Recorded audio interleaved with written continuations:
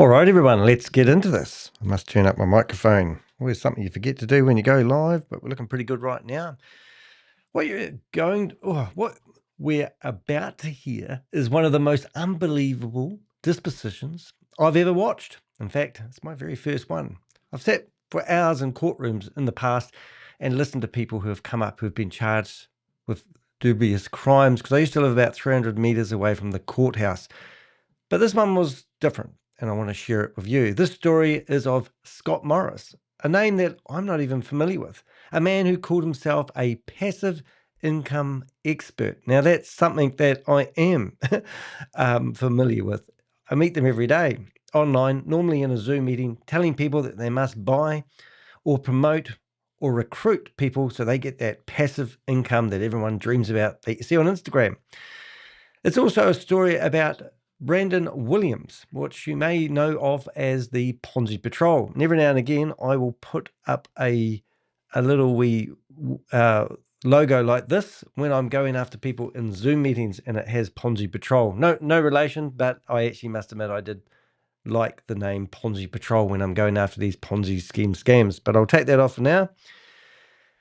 So, who calmly and methodically and professionally dismantled every lie ever over 4.5 hours of pain. Sorry, I've got to read that again. It's over 4.5 painful hours under oath with a court reporter tapping every single word. It's all there, no edits, no filters, just reality. And at one point in his own recording, Scott Morris actually said he's going to rip his balls off. And he played that in the courtroom, well, in the whatever room they call it, the disposition room. Yes, that was his words, captured in his own voice, couldn't deny it. He had to ask him what he actually meant by that. That line wasn't a mistake. It was anger, ego, and ignorance rolled into one. And it shows you exactly what happens when someone who's built their image of lies finally starts losing control. But, ladies and gentlemen, this isn't entertainment. It's a testament to what happens when you try to intimidate someone who's exposing a scam. And it's right up my alley, this one, and hence why I want to do a video about it. You can't threaten your way out of the facts. You can't silence someone who has the evidence. And I want you to think about this as we go through the story.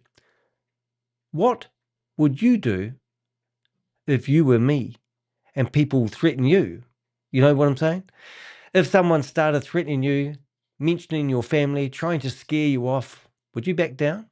Or would you take the legal route and hold them accountable? And this is the thing that a lot of my fellow scam busters, we all do. We use Austin investigations. We don't do any hacking. We don't do anything illegal. We do everything above board. So when people go over and break the law and threaten us with grievous bodily harm or intimidate us, we can actually use the law. We've got nothing to hide. But it's fun when you see the scammer in the courtroom having to be accountable. So, would you back down or would you take the legal route and hold them accountable? That's what this live is actually all about. It's not just another video. It's a real world example of what happens when ego meets evidence and the record doesn't lie. So stay with me. We're going to read this full episode, and it's called Brian Williams Exposed Scott Morris, Ponzi Patrol's 4.5 hours disposition that spoke for itself. We'll walk through it together moment by moment as the truth unfolds in real time. Now, first of all, before we get started, let's have a look just at a glimpse of who we're dealing with here, and I'll press play so we don't have a blurry. We are now on the video record. The time is 10:25 a.m. on September 4th, 2025. This is the videotape deposition of Scott Morris in the matter of Brandon Williams versus Scott Morris, case number 452024 CA000307 CAA XYX. The court Right, reporter. so I don't think we're going to sit here and go through 4.5 hours of that. So what I've actually done is I've done some very clever technology here. I've actually gone through and I've got a blog. So I'm going to put the blog into the chat room, so you can all click on it and go there if you want. Also, the link to this blog is actually... Can you shut up? The dog's barking outside. He's been very naughty. So what was I saying? So basically, I've got a blog, which is in the chat room. Also, if you go into the description of this video, you can find this blog, and you'll see, obviously, a picture, which is very, very good, I must say. ChatGPT really nailed this one. And you can see I'm actually meant to be the note taker, which is really, really cool. So I'm just going to shut the dog up, and I'm going to come back in a second, and I'll let you listen to it just a few minutes while I shut the dog up. Won't be a sec. Is Kimberly Boyd. The videographer is Andrew Keller.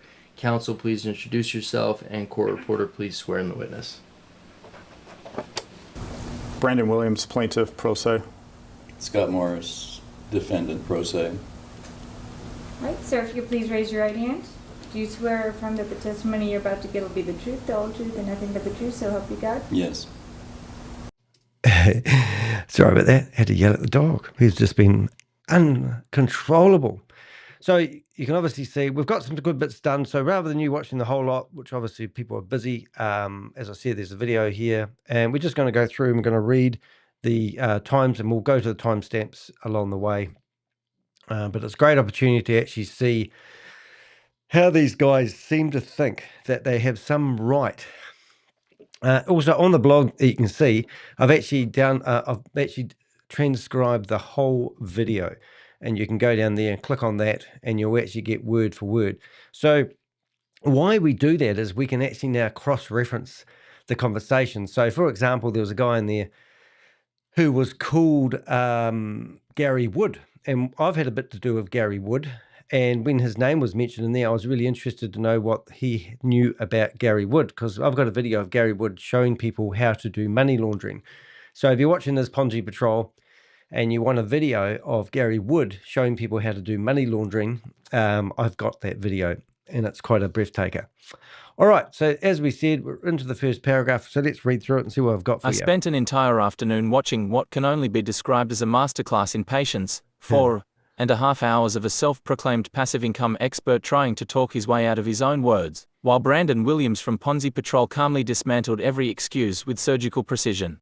Yeah, you know, like somebody said to me, a big lawyer in America actually that I'm friends with, actually said to me, there's the fastest way to the truth is a straight line. And I love that expression. But when you think about it, the truth doesn't lie. And this guy was just a weasel. You could tell, but it was absolutely brilliant watching it. I actually got hooked into watching it. I've seen hundreds of scam promoters cornered by facts, but this one felt different. The entire thing was captured on video, under oath, with a court reporter tapping every syllable. Download full transcript. You could almost hear the walls closing in around Scott Morris as the truth caught up to him in real time. Yeah, and then I asked ChatGPT to help me make up a nice quote, which it's all fun and games until the stenographer starts typing your downfall.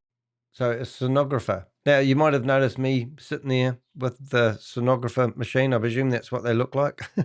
But I can assure you I wasn't actually there. So setting the scene, this is how it starts off. This wasn't a YouTube debate or a Telegram spat. It was a legal deposition, a sworn testimony, and Brandon was armed with receipts, screenshots, and time-stamped messages. No bluster, no opinion, no shouting. Just the evidence laid out, one quote at a time.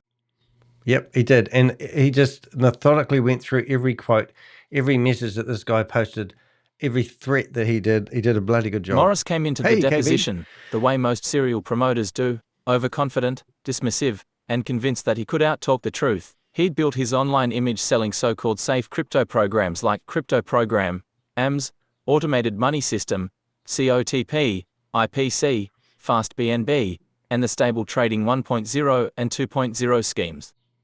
Some of these people that we go after, these promoters, Brandon, is it Brandon? I've got one of them, but we counted 32 different Ponzi schemes and scams that he had promoted just to get the commission. And then there's another one, House of Jake, whatever his name is, and he's over 200 different Ponzi schemes. These people are just serial Ponzi scheme promoters, and this guy here has obviously been heavily involved in promoting these ones. So we found out with Ponzi Patrol on the job. He'd been a familiar face in affiliate Telegram groups, promising ad spend profits, copy trading miracles, and residuals that will change your life.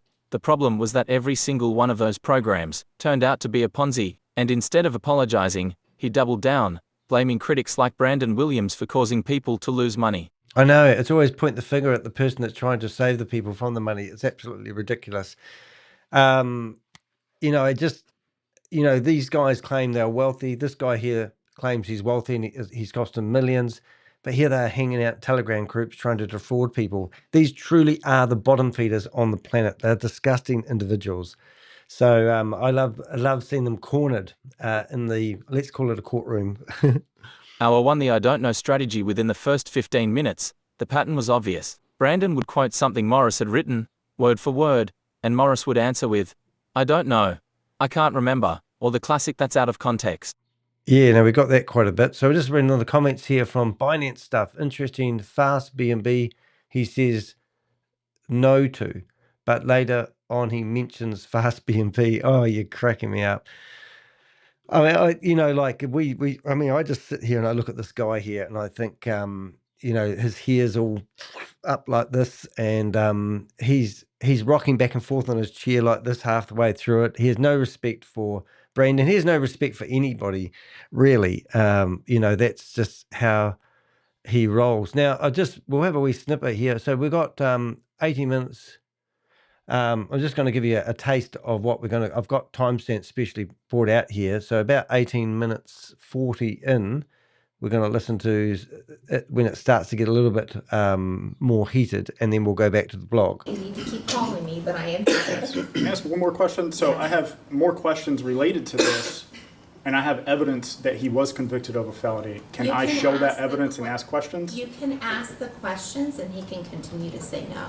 Okay. But if you want to ask the questions so that you've made a record of the Yes. questions, you can do that. Thank you. Thank you, Your Honor. Okay? Anything else, Mr. Morris? No, thank you very much. Thank you, Deputy. You don't have to get up. Yeah, so what just happened there, which you're going to miss some of it, is he was asked whether he was involved in some other scam, and then he got the judge to come in. It was actually worth having a wee look at, actually, because it was interesting. He had a bit of paper ready where basically he must be an informant to save his ass, no doubt. But where is it? Here it is here. Oh, yeah. So listen to this. 10:39 a.m. This is Williams versus Morris, 24 CA 307. Mr. Williams is here. Mr. Morris is here. A court reporter is here and a videographer is here. Good morning to all. And this deposition is taking place in Yulee, Florida at the courthouse in Yulee, Florida, the Robert Foster Courthouse. And there was an order on case management conference of June 27, 2025, filed on that date that set forth the parameters for the deposition. And I am here and I understand from the deputy that there's a question. Yes, ma'am. The plaintiff asked me a question that I am not permitted to answer. What is the question? I've asked if he was convicted of fraud, felony fraud in the state of Texas in 1998. He denied it. And then I asked him if he received an order of non-disclosure from Texas under Government Code 411.071 related to a felony offense. And he objected. I guess he's saying that he can't answer that. I'm not able to answer it, and if you would kindly look at this in camera and then judge Do you have on any it. objection? Am I looking at this document? I don't, but I would also request a copy of it if it's compelled. Well, right now, he's asking me to look at it Yeah, that's in fine for camera, now. which means you would not see it, but I will look at it right now in your presence. Yes. Okay. Thank you.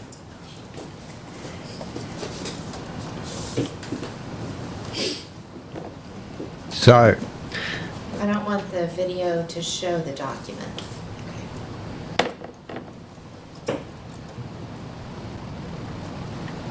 see if we can speed it up.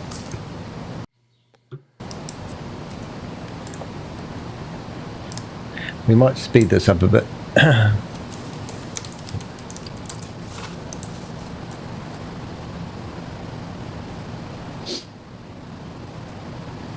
So, long story short, without spending 4.5 hours on it, he can just say no, no, no, no, and not answer the questions.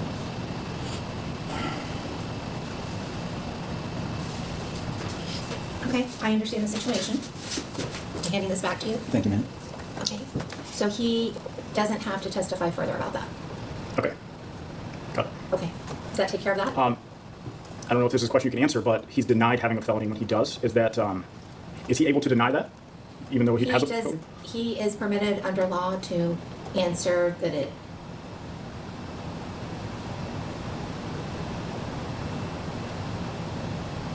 Oh, it's gone quiet. the answer is no, under law. He can't deny it. He can deny it. Well, he can deny it. Yes. Even though if it does exist, then he still can deny it. It never Under oath. occurred. There is a non-disclosure. So obviously there's a law-abiding citizen sitting there that's never got himself in this shit before. That's what I see out of it. Anyway, let's carry on. We'll go through the blog. Lots It of good started things coming small. up, guys. Questions about threatening posts, accusations of psychotic behavior, and the infamous claim that the plaintiff had blackmailed someone. Brandon asked for evidence. None existed. Yeah, so everyone accuses me of doing all sorts of things as well. I even have a page on my website now with smear campaigns because people create content about me all the time. One of the funniest ones is I've actually had this in the courtroom now, is they claim that I have been promoting OneCoin and also that I'm associated with the Queen of Crypto, and that she's one of the most wanted fugitives in the world at the moment, and I'm associated with her. I went even around doing my YouTube channel when OneCoin was out. I have gone after a lot of people that used to promote OneCoin, but that's propaganda that I've actually been in the courtroom where somebody's trying to convince a judge that I'm actually associated with those things and a lot of other things. I've been called everything that he's been called in this by this individual. I've been called the same, and it's so good when somebody can force somebody to go into the courtroom and back up their claims with no evidence. It's just ridiculous. That's why I'm passionate Morris, about this one. I don't have any proof. It's just what I believed, Brandon. So you made that statement publicly without evidence, Morris? I can't recall. I can't recall. That phrase, I can't recall, would become his life raft for the rest of the day. Let's get on with it. All The right. hyperbole defense. About 20 minutes into hour 1, Brandon rolled a clip where Morris threatened to chop your head off and you're nuts. Under oath, Morris didn't deny it. He simply shrugged and said it was hyperbole. Then came another line. Find him, and make him pay. Morris insisted it was metaphorical, just fighting back against evil. Brandon. Yeah. So these are serious threats. You can't just make, you can't dox people. Brandon didn't raise his voice. He simply read the next message aloud. He has a family too. Yeah, so we'll have a quick look at that because it's worthwhile listening to that. I'll get it ready while this is being read. The room went still. The meaning was obvious, and Morris's smirk disappeared. When asked why a man of faith would write something that could be read as a threat, he muttered, I was angry. Watching it play out, you could see the moment his bluster cracked. Every time he tried to pivot into victim mode, Brandon would quietly bring him back to his own words. Yeah, so let's have a flip of that and see if we can capture some of that. During discovery. And if you want to just take a quick read of it, this is an email that you sent to your former attorney's office that you provided to me.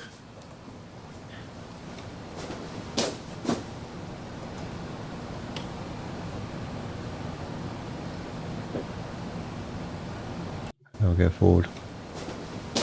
Testimony here is that you misspoke to your attorney whenever you said that you had an order of non-disclosure for a felony. I misspoke when I said that I had been convicted. Here it says that you pled guilty to a felony. If that's what it says, then I'm not denying it. Okay, and then it says that there was an order of non-disclosure granted. The document calls number X-827 is attached. So that would mean that you pled guilty to a felony and then you have a non-disclosure for it. Is that correct? Objection, form, irrelevance.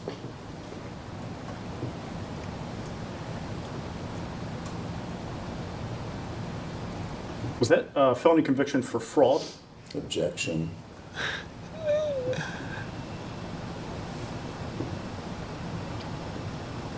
Oh, look, I'm going to be here all day if we sit here and watch this video, but I truly say if you want to have a bit of a giggle and you're in my industry, these guys are being made accountable, which is fantastic. So let's carry on. The deflection dance. So this is what we've got now. So let's have a listen. At about 45 minutes in, Morris tried his next move, accused the investigator of being the problem. He claimed the warnings about Ponzi schemes were interference and that Brandon's blogs were costing people money. Brandon simply asked, "Do you have proof that anyone lost money because of me?" Yeah. Yeah, it's when the tides are turned, people I know I've saved people millions of dollars, but they're telling me that often I'm a dream stealer, which is ridiculous. I mean, am I really a dream stealer? I save people from investing in financial opportunities that don't exist, and the only way you're ever going to make money is if you refer your friends and family into it, and they're relationship destroyers. That's what these are. Morris, people don't like you. It's like having a guy with the sign outside your store scaring customers away, Brandon. So warning people about a scam is bad for business, Morris. Exactly. Yeah. Oh, mate. This is great. Some of this. That was one of those moments where you can actually see cognitive dissonance form in real time. He couldn't hear himself contradicting the entire premise of honest business. I found myself laughing, not because it was funny, but because the absurdity was so complete. You don't need a documentary voiceover when the subject says lines like that under oath. And this Morris guy keeps claiming that he's going to do a Netflix documentary about Ponzi Patrol or something stupid like that. I don't know. Netflix won't do a documentary about it, mate. Sorry. Losing control of the narrative by the end of the first hour, Morris's temper was simmering. He called questions irrelevant, muttered this stupid case, and even tried to lecture Brandon on how reasonable people would laugh this out of court. That's usually what scammers say right before the laughter stops. Right. So I'm sure there'll be a full-blown video coming out by Ponzi Patrol, which I'm looking forward to. Brandon stayed unflinching. Every time Morris slipped into sarcasm or personal insults, the next exhibit would appear, a screenshot, a Telegram chat, or one of his own videos. The facts had no emotion. They just existed. Yeah, it's just like, I'm allowed to scam people, go away, leave me to it. Somewhere around the 50-minute mark, Morris started to realize that everything he'd ever said online was now evidence. The Telegram messages, the affiliate dashboards, the video clips, all sitting in front of him.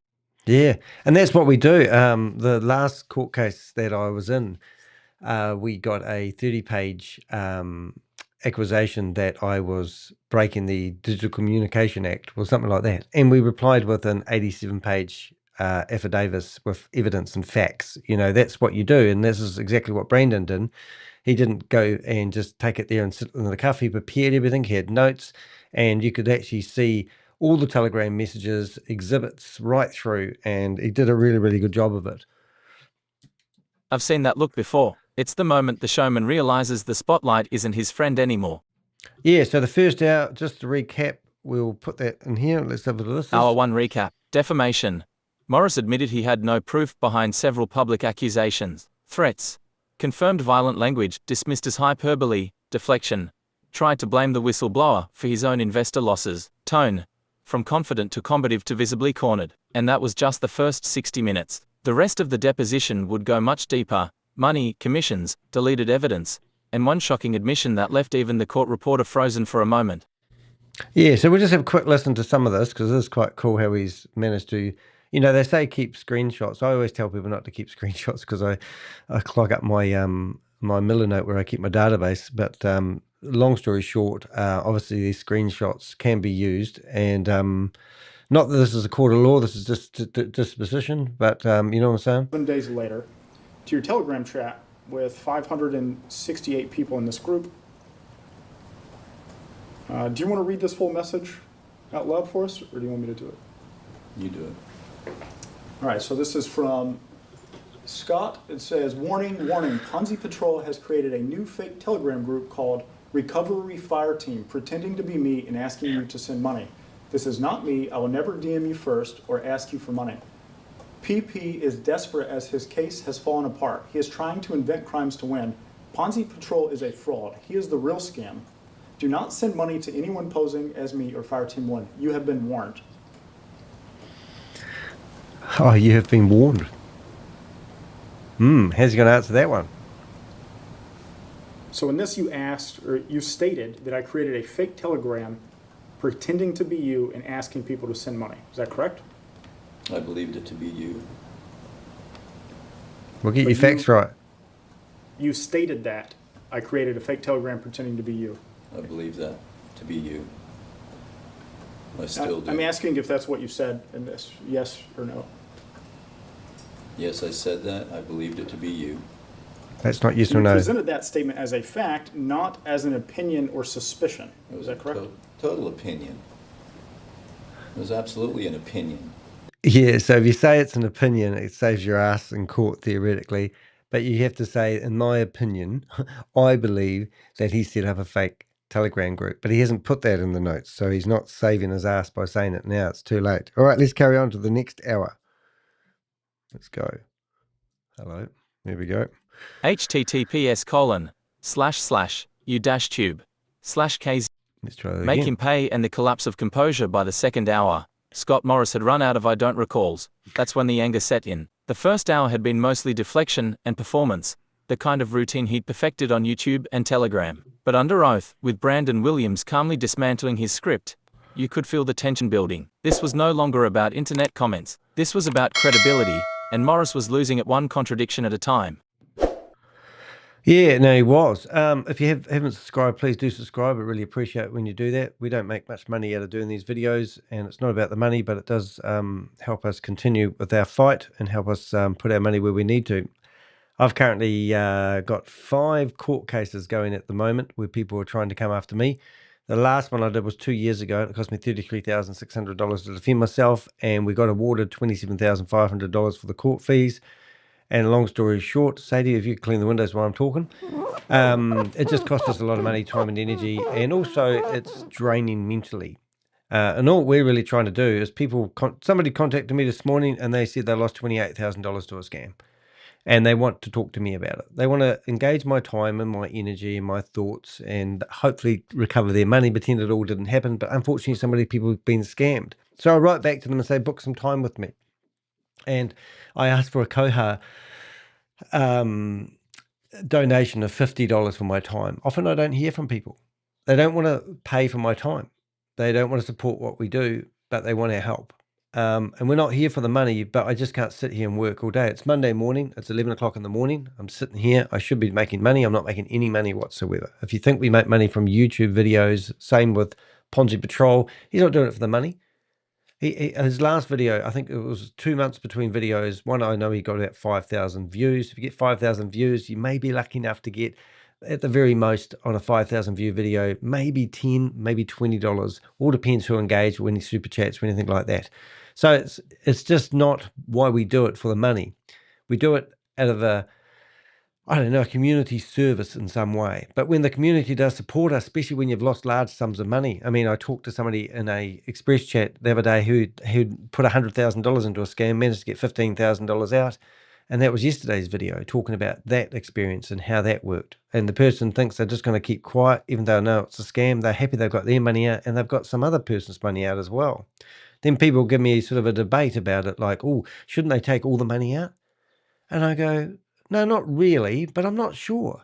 Like, if you can take all the money out of the scam and keep hold of it to protect the money, then there's going to be some little red robin that's going to pop around to everybody that's made money on it, and they're going to ask for that money back, and everyone's going to pay it back. Can you imagine the logistics of doing that? It doesn't work that way. Look, if you've put money into a scam and you can get your money out, just take out what you put in and walk away from it and then go report it to your local police. Let them log back into your account and take the money if they do that. They don't do that sort of stuff. Complicated to explain, but I think you know where I'm coming from, or at least I hope you do. So, now, did I write that? I'm talking too much. I've lost my way and I don't really want to read it again, but we're going to, just to make sure I don't miss any bits. By the second hour, Scott Morris had run out of I don't recalls. That's when the anger... No, we have read that. Sorry about that. 2 hours in when the threats hit the transcript. Okay, when the threats hit the transcript, roughly an hour and 15 minutes into the disposition, Brandon pulled off one of the Morris's message to his followers. Find him and make him pay. He has a family too. I mean, that there is just, like, really, what was he trying to insinuate with that? So I think we've got that around about here. I'll see if I can put it on. And the reason is because I would need to look at the context, the full context of the of the chats. I haven't seen that. In this, Did we just see the full context or not? They were your full messages, full voice messages in response to people. Did we see I that? answered the question to the best of my ability. Move on. The defendant has asked the question whether the plaintiff is impersonating him. Did you see any questions here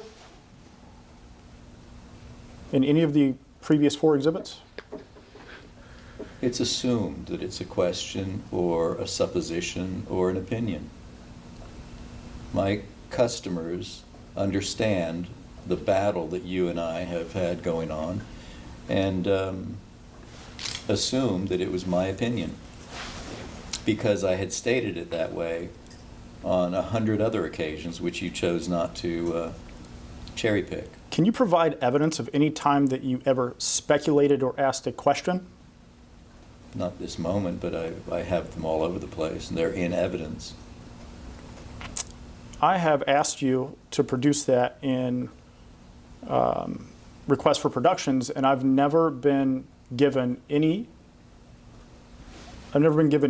where you are speculating. Would you agree that would you say you have given me those things or that you haven't given me those? I have no idea if I've given them to you or not given them to you. Did you just claim that they were in evidence already? I believe that they're in evidence. They're either in evidence or testimony or... Whenever you say in testimony, what would you mean there? When you and I are chit-chatting with the judge in a hearing. No, I'm asking about Confirming. evidence. Evidence of you speculating or asking a question. Yeah, it exists. Whether or not you have it or not, I don't know. We've got 220 documents on the docket that you're responsible for. I can't keep up. Good. So, Well, you might have to watch what you say from now on then, if I won't you? haven't produced it, it's because I haven't had an opportunity to produce it yet. It's available. I know that I've said them. Are you saying that you haven't had the opportunity to produce statements related to me in this lawsuit? I'm saying that what you're asking for, I may or may not have already produced. I don't know. I don't recall. I have other things going on in my life, unlike you. This is it. This is your life. You're going to live and die by it.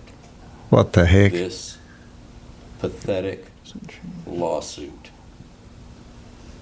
You've made it your life's work. Can we show Exhibit 77? Have a drink. Actually, we can skip that one. Let's go to Exhibit 43.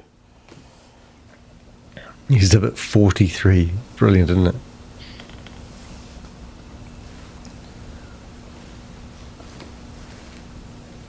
So here I'm just going to read like the first 6 or 7 lines just to get to the part that I want to talk about. Ponzi parole, so misspelled, but Ponzi patrol is evil, and he has weak evil people who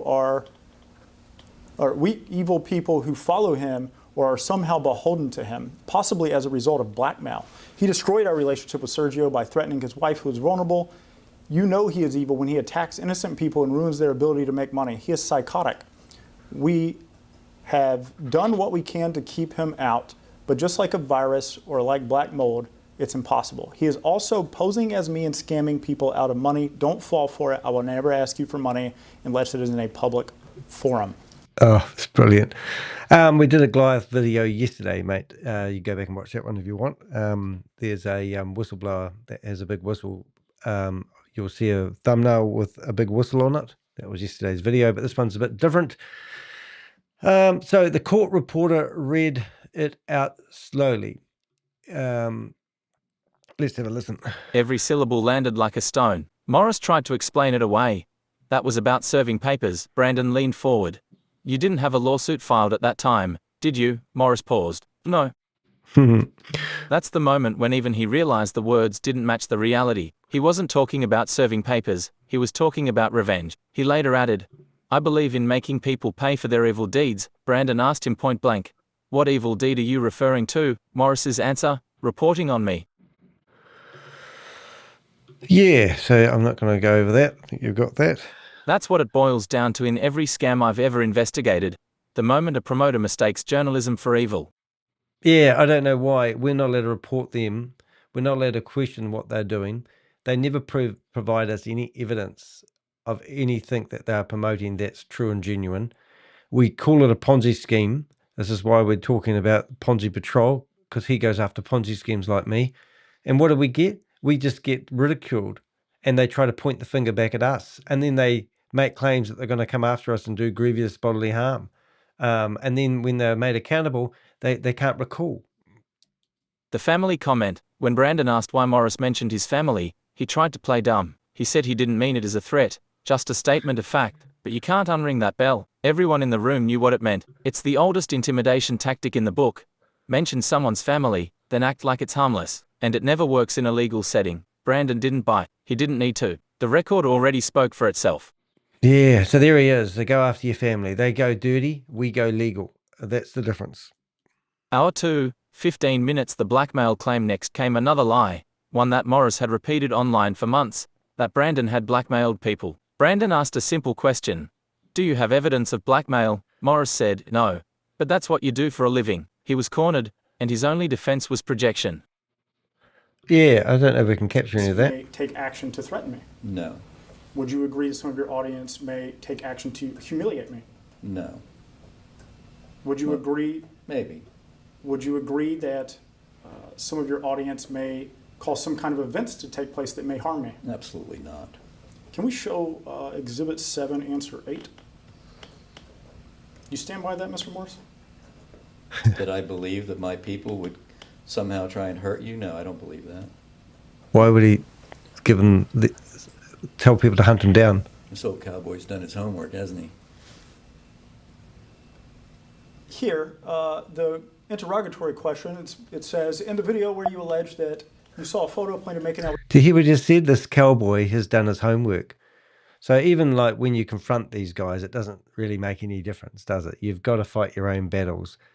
This is why I'm doing this video. I mean, even though this guy has, technically speaking, threatened his family and told people to find his location, he still arrogantly says this cowboy's done his homework. This cowboy has really exposed Scott Morris. The young boy, you followed up with Hey, Susie. statements like those are the kind of things that happened to you. It goes on about the quote, but then it says, explain what you intended to convey by these statements. Describe in detail what you sought to communicate publicly about plaintiff's behavior and your reasons for making the statement.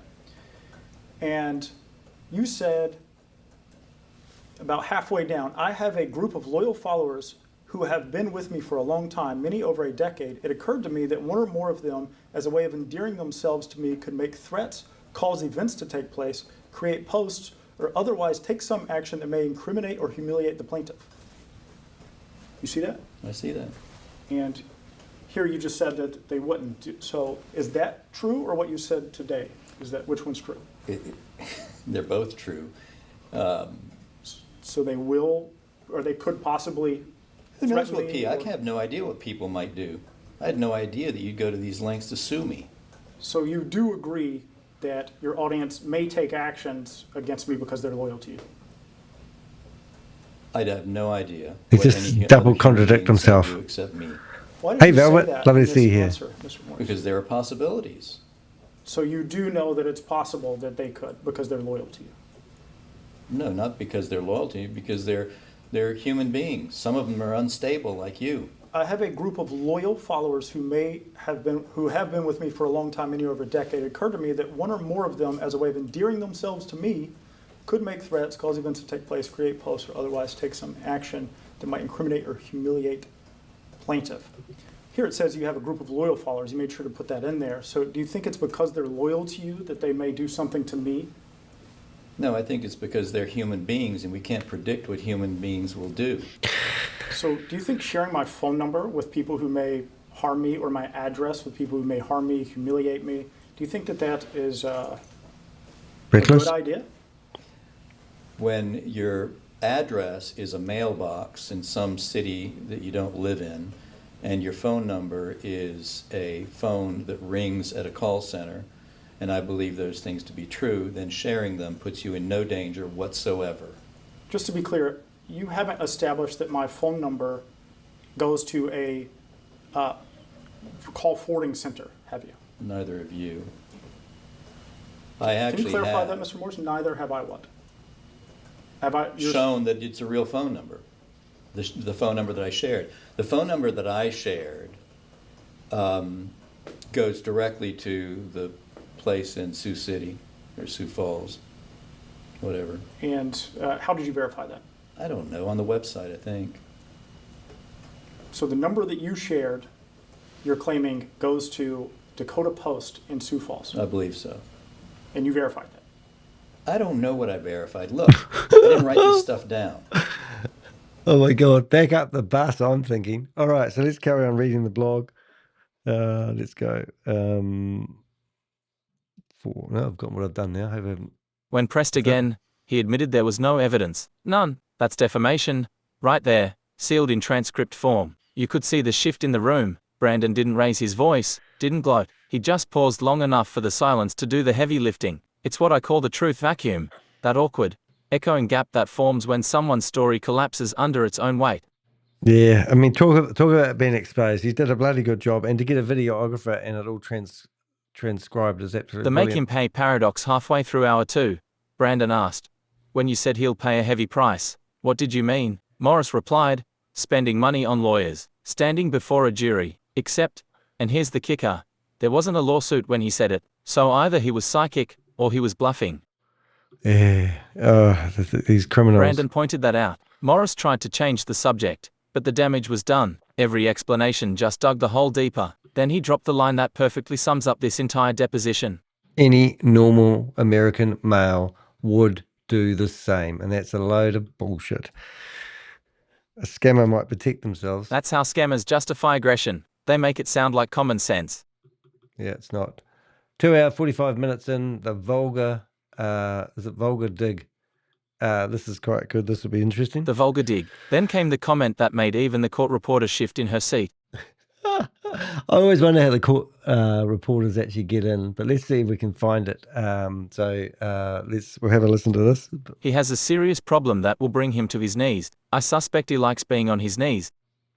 All right, so let's just go back and we'll read this whole section and then we'll go back and just listen to some of it. That will speed things up. When Brandon asked what he meant, Morris pretended not to know. He said, "I don't recall. Maybe it was about bringing you to justice, right? Because that's how everyone talks about justice." The room went quiet again. You could almost hear the mechanical keyboard clicks from the court reporter trying not to laugh. Brandon stayed stone-faced. No emotion, just the next question. That's what makes him such an effective investigator. He doesn't feed the chaos, he lets it burn itself out.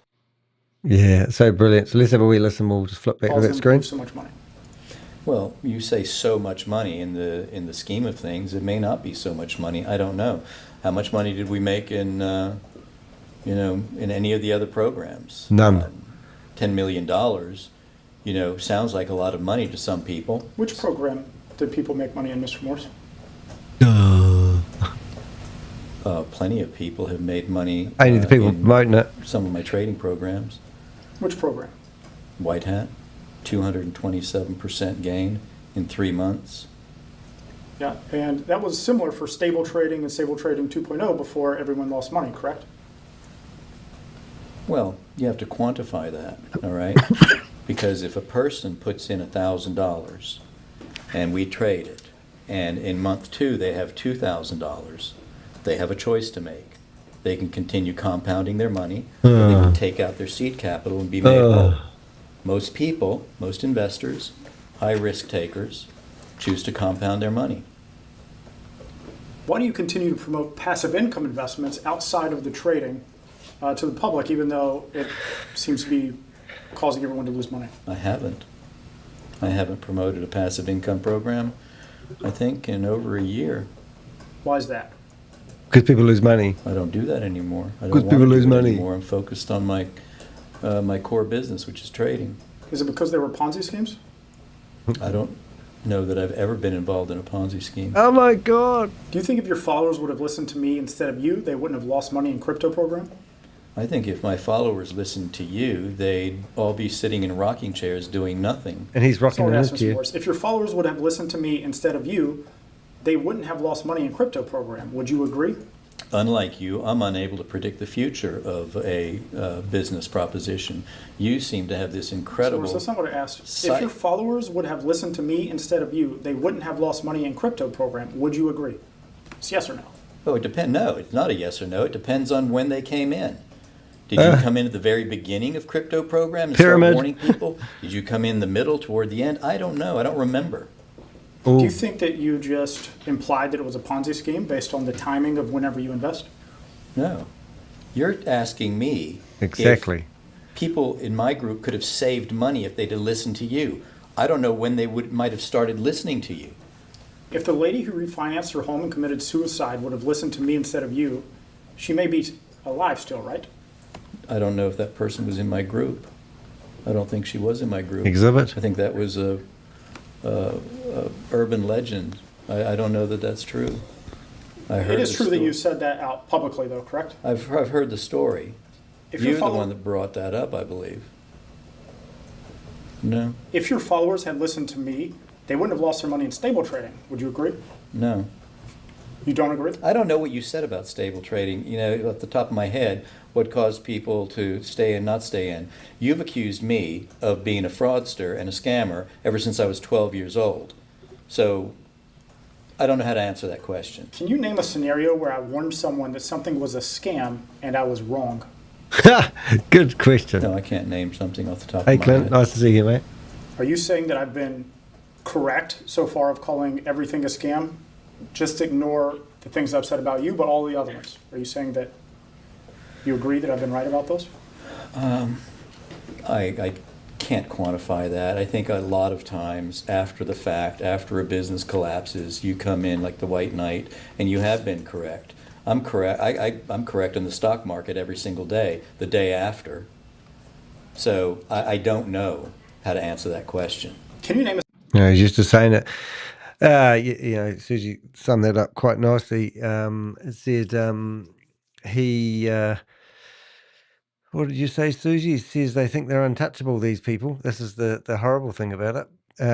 So yeah. So let's carry on. We'll listen to more of the blog. Hour 3 The Ponzi Paradox. A little over 2 hours in, Brandon changed gears. He shifted from the threats to the money. That's when things really started to unravel. He brought up a message between Morris and his associate, Gary Wood, dated January 31st, 2023.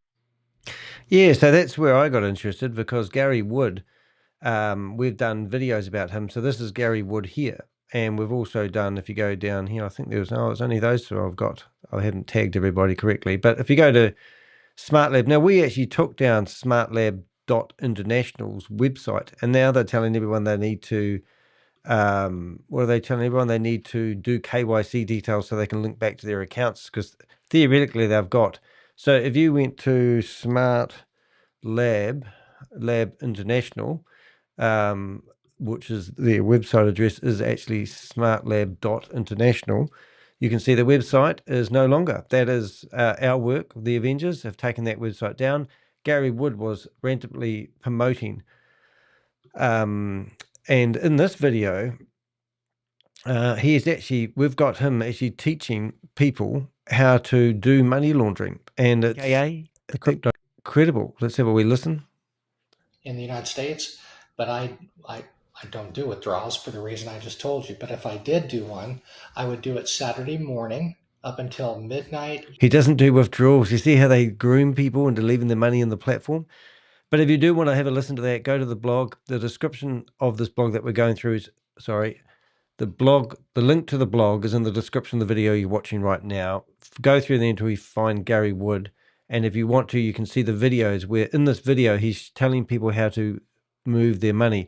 This one here, Mark Daly, was another funny guy. He promised that we were, he deleted his website because he was so worried that we were going to have a go at him and humiliate him. And then about 3 or 4 weeks later, we found him on the runway, getting on an airplane to go to the next Smart Lab convention. And this particular blog is actually breathtaking because it's actually, I'm just removing my image here.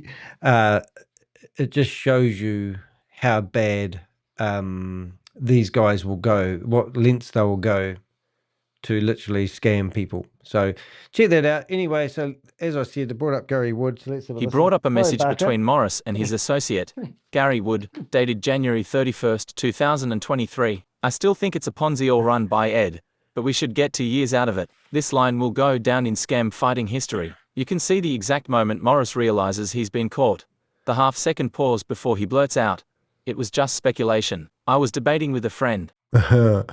Yeah, so if you're really into this stuff, you might want to watch this whole video rather than my Brandon didn't buy it. He pointed out that Morris had written "I still think," not "I wonder if." That's not speculation, that's belief. Morris tried to hide behind semantics, calling it fast-paced telegram shorthand. I actually laughed out loud watching that. Fast-paced shorthand doesn't change the meaning of the word believe. Yeah, I'm just going to see if I can actually go back to the original transcript, hopefully, without... I'm just going to see if I can do something clever, and I'll go back to where I was. I think I can find where I was. There I was. Is that a word? There I was. I think so. And I just wonder if there's a search function on this document. I just want to see whether how good wonder. It doesn't let you search the document. I might have to... Oh, yes, it does. Wonder if... Yeah, so unfortunately, all this document here is in minutes, not hours. But if you did want to, you could literally search the whole transcript. So you could actually go Gary Wood, and if a bit of luck, I don't know that's going to work, is it? Oh, there it is, Gary Wood. Oh, Gary's got one C. But you could go through here and you could read the whole, every bit of transcript. So it's really good. So if you have any questions, what you could do is you'd need to break this 114-page transcript into 4 different parts, load it into ChatGPT, and then ask it to cross-reference information. And that's exactly how I actually made this this blog. So let's go to the next section.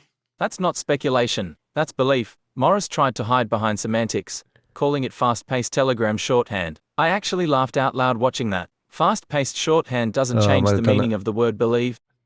Yeah, so I'm actually going to get rid of that. I'll get rid of that one. I might get rid of that one as well. I just want to see whether... Yeah, so this is... I'd have to work it out, wouldn't I? 2 hours... 2 hours... 60 minutes. Oh, that's going to be complicated. Unless we use ChatGPT. Let's have a look and see if we can. ChatGPT. Could you please tell me the hour timestamp for these minutes? All right, so let's have a look. Oops. So that's going to be 4 hours and 5 minutes in. Let's have a look. 4 hours, 5 minutes in. Let's see how good this is. Okay, so now we're going to go over here. I don't know. Did you state on video twice that it was a scam or a Ponzi scheme? I don't know. I lumped a bunch of things in that potentially were Ponzi schemes. And then down right under that, Gary Wood says, "Sweet brah," and then you say, "I still think it's a Ponzi all run by Ed and Kit." And then your next message is, "But we should get 2 years out of it." So would you say that it's fair that you believed on January 31st that it was a Ponzi scheme? On January 31st, speculating with a friend of mine who was also in the program. Yeah, we were speculating about a lot of different things. And you said, "I still think it's a Ponzi all run by Ed and Kit." You weren't really asking questions there. You were saying what you thought, what you believed, correct? In a fast-paced Telegram chat, is that Telegram? It's a Telegram chat. You know, it's you can accept that it's possibly shorthand.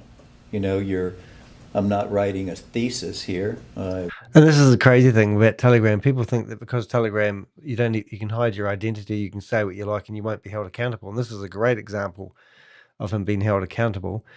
But anyway, that fascinated me when Gary Wood and him are friends, because I've had a bit to do with Gary Wood. I've talked to him on the phone and tried to also do the same. But I would love to drag Gary Wood into the courtroom and ask him That's the kind of line you can't script. It's pure self-destruction. He was blaming the investigator for not letting him word his frauds more carefully. All right, believing the Ponzi schemes and selling them anyway. So this is where he really started to get down and dirty, because he's basically saying, it's a Ponzi scheme.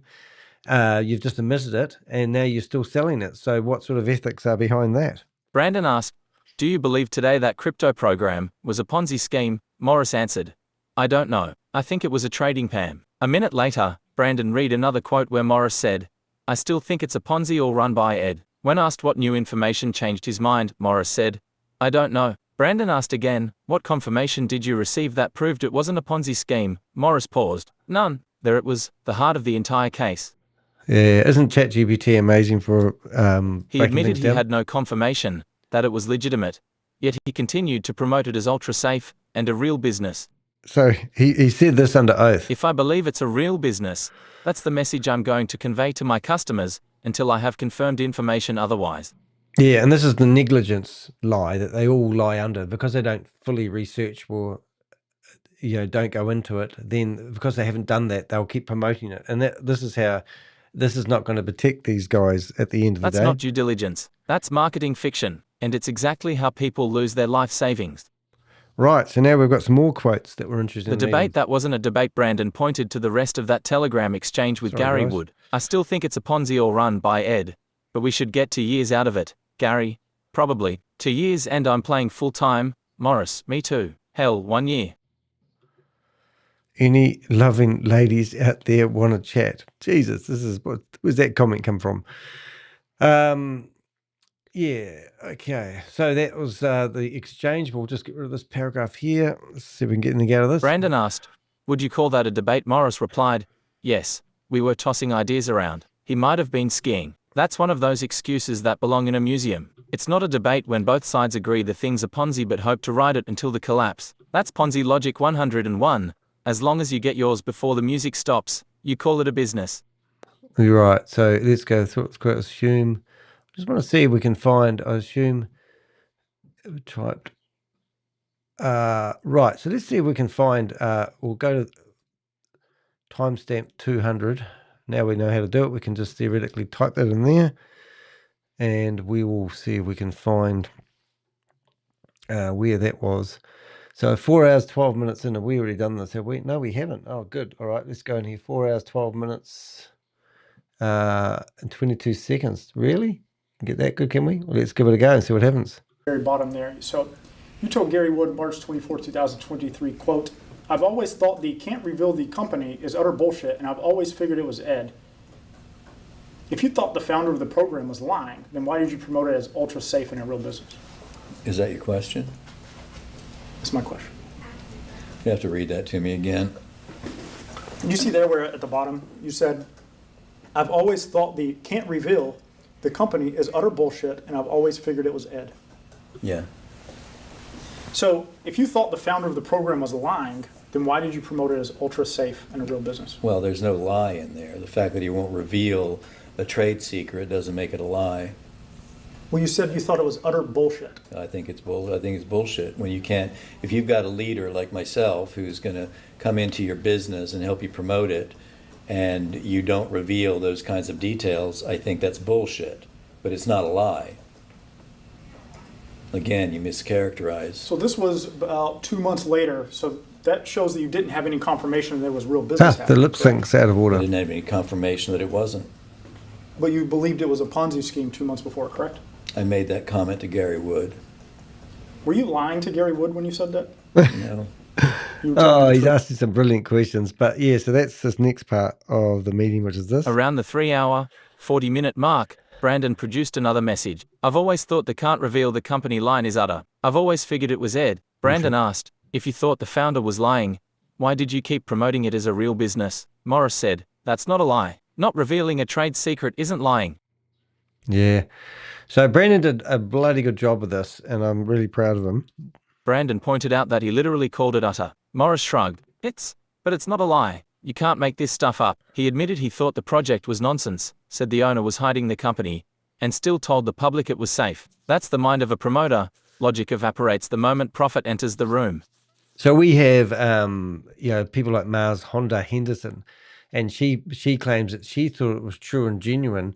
However, whenever a Ponzi scheme falls over that she's been promoting, like at the moment she's promoting EU One Life, and she's promoting Trades Technologies, and then she says that we thought it was genuine. We were in the same boat as everyone else, And they do that on purpose. It's just ridiculous. The end of 3 hours meltdown. Let's have a listen to this. End of hour 3. The meltdown. By the end of hour 3, Morris was flustered, sarcastic, and visibly sweating. He started snapping at questions, calling the deposition a stupid case and Brandon a prick. He'd lost all composure. That's what happens when the showman runs out of script. The facts were now overwhelming.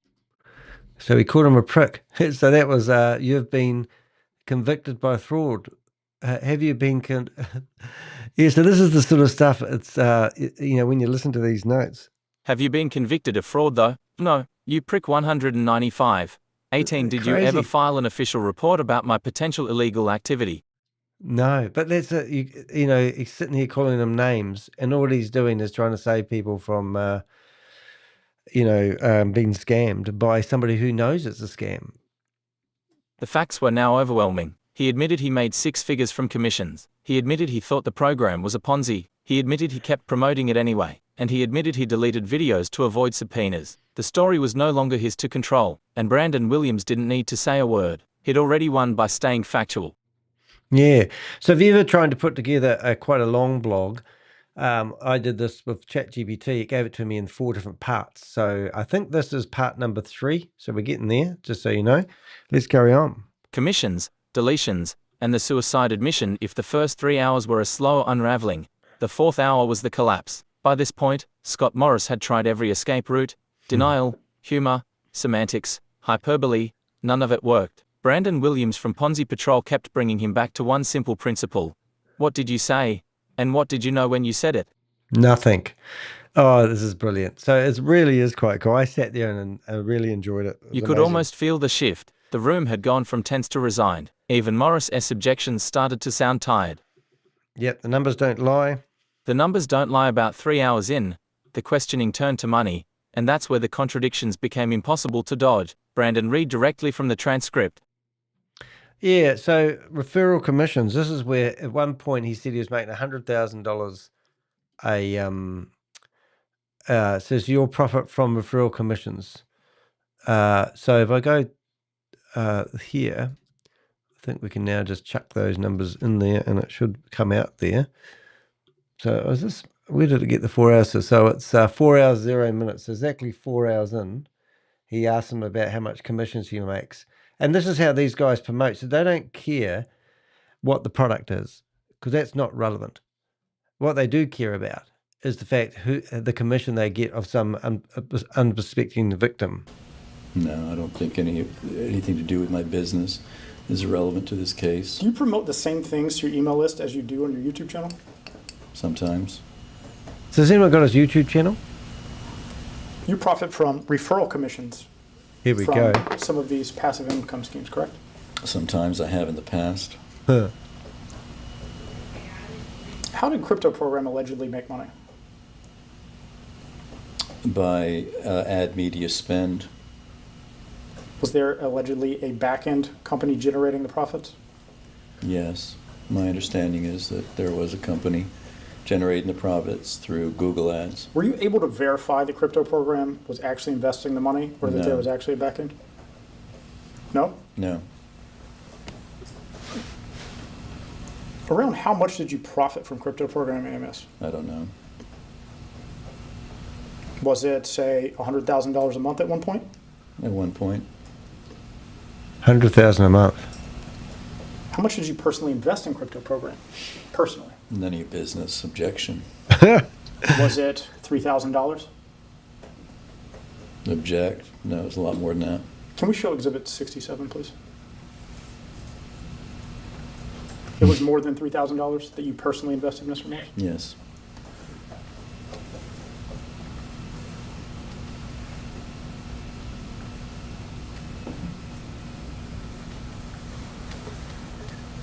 So here on April 28th, 2023, you say, Tony, I have $3,000 in there. Laugh out loud, totally risk-free, but Ed's kind of expecting me to put in more, so I pulled out all my boss money and put it into CP. I think your plan is good with the car.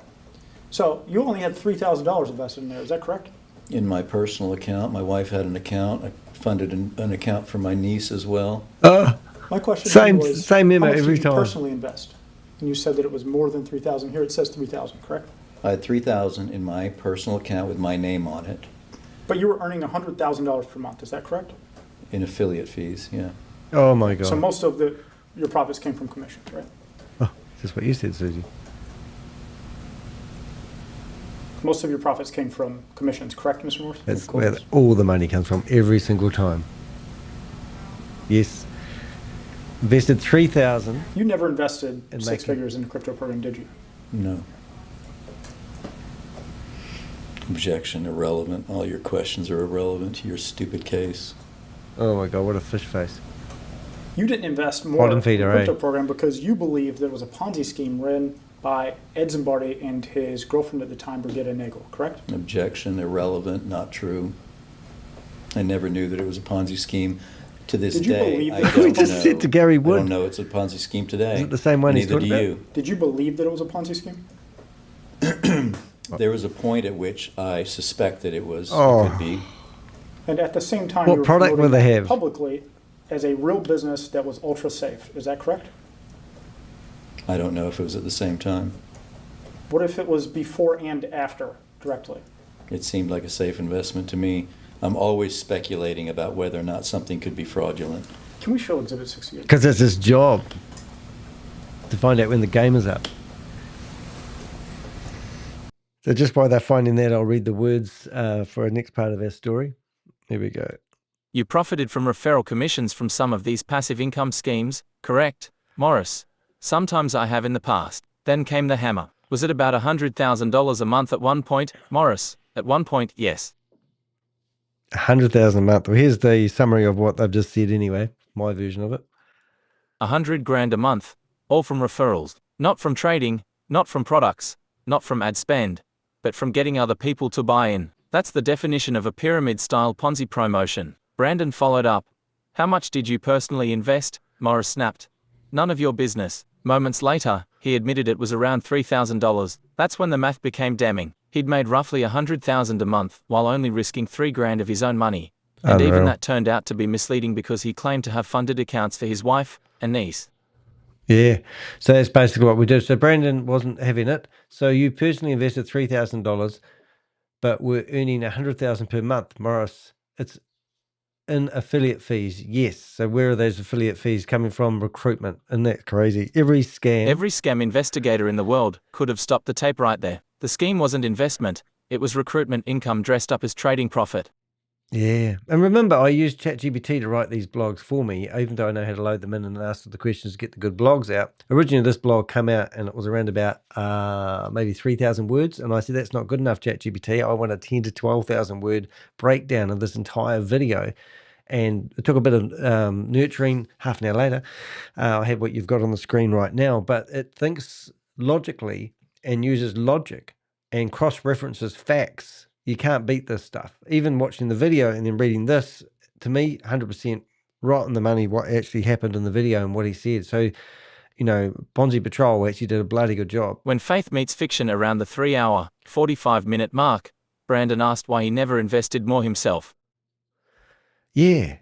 Why didn't you invest more yourself? What a good question. You didn't invest more because you believed it was a Ponzi scheme, correct? Oh my goodness. So we're probably going to hear that in a second.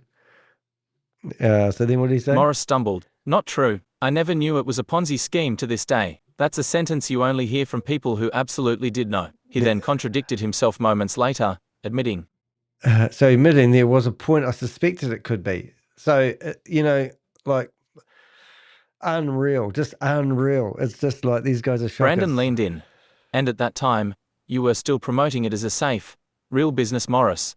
I don't know if it was at the same time. Classic dodge, trying to create a timeline buffer where ethics should be, but the documents don't lie. The messages from that exact week show him telling Gary Wood that it was a Ponzi all run by Ed while simultaneously emailing followers calling it ultra safe. The juxtaposition is perfect. Private truth versus public sales pitch. Yeah, so we've heard that people like Gary Wood are making hundreds of thousands of dollars per month as well on other ones like Smart Lab and all this sort of carry on. Let's carry on. The juxtaposition is perfect. Private truth versus public sales pitch. Yeah, so the 4th hour, 15 minutes in, I love this program, no doubt. If he's making $100,000 a month, whoops. Then Brandon brought up another message from January 31st, 2023. So I'm going to have a timestamp, see whether we can actually find exactly where that is. So let's have a listen. So there it is. So it's 2 hours 44, 2 hours 44. Go back to here. And we'll go to here and we'll see what timestamp we need to find. 2 hours 40, it's 4 hours and 4 minutes in. So it's we're going to see You have that. to zoom in. I believe it's somewhere near, yeah, it's near the bottom. It's like the bottom 4/5 maybe.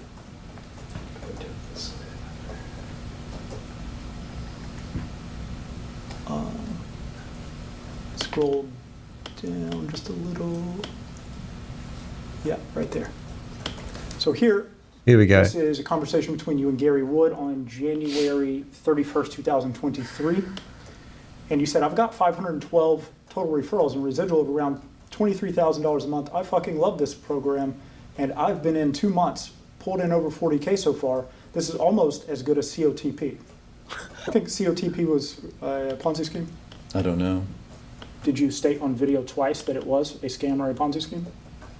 I don't know. I lumped a bunch of things in that potentially were Ponzi schemes. And then down, He would have realized that he's not going to get out of anything. Ponzi Patrol is thorough, and he's totally exposed Scott Morris, and this is just the icing on the cake.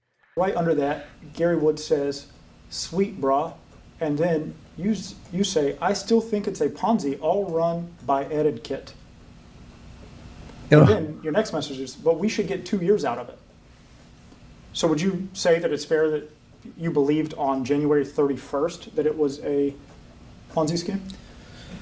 On January 31st, speculating with a friend of mine who was also in the program.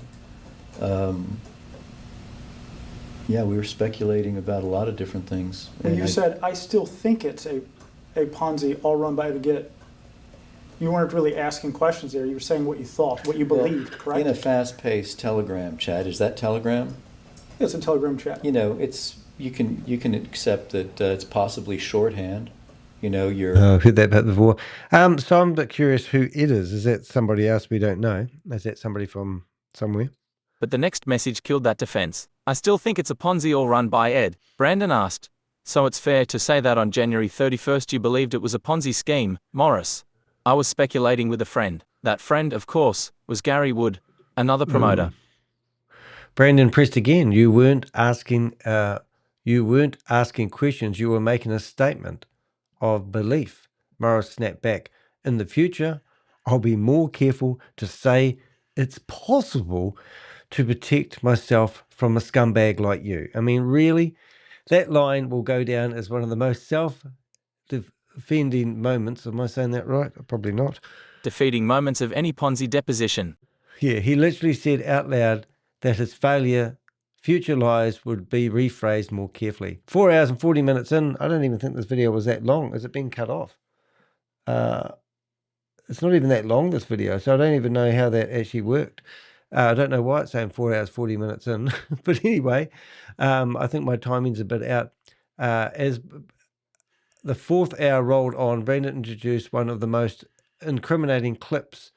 Okay, so let's have a look and see if I can actually find the clip, because it's actually quite, well, I shouldn't say funny, but it was funny. But let's have a look and see if I can actually find it.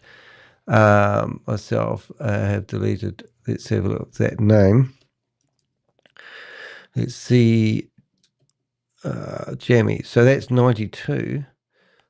Where else? Jammy there. So it must be, I don't know what's going on with that video. I must have done something wrong. Well, because that's actually gone back to a different time. Because I wanted to see if I can play that clip. 3 hours and 55 minutes in. 3 hours 55. We might be able to hear. Oh yeah, I think this is the recording. So let's have a listen. Oh, here we go. This a bit of action for you. Put something better on the screen than this. Here we go. Listen to this one. % sure. Knowingly? Of course not.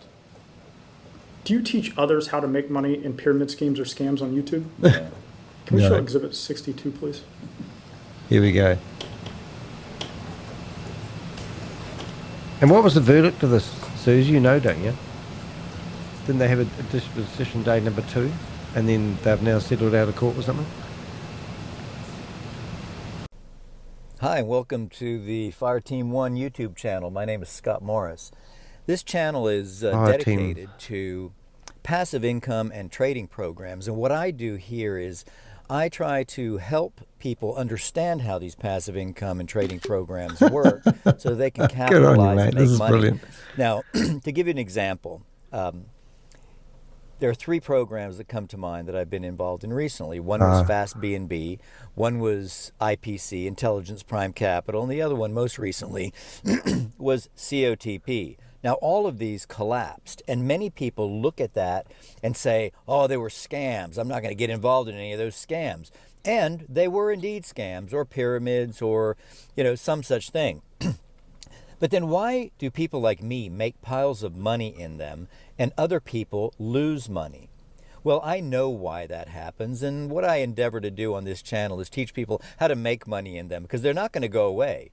They're going to stick around for a long, long time. We're going to be getting in and out of them all the time, okay, throughout the months, throughout the years. But if we do it correctly, we can come out with big chunks of money. All right, I'm going to show you how to do that in this channel. So stick around, subscribe to the channel, and watch the videos. Tune in to the new videos. Join us in our Fire Team 1 Telegram chat. And join us by clicking on the link and get involved in our latest program. Right now, we're just getting into a new one. We're always getting into a new one. Every day is a brand new day to make money. You just have to know the secrets. Oh my goodness. So, Mr. Morris, do you teach others how to make money in pyramid schemes or scams on your YouTube channel? Do you disagree with that video that is the introduction video on your YouTube channel? Yeah, it's an old video. I've been meaning to take it down. So at one time, you did teach others how to make money in pyramid schemes or scams on your YouTube channel, correct? No, what I do, and what I was talking about there, is I teach people how, because people are going to get involved in them, I teach people how to protect themselves. Do you think that it's fair to say in that video you said that you would teach people how to make money in them? I did say that, and I just explained what I meant by it.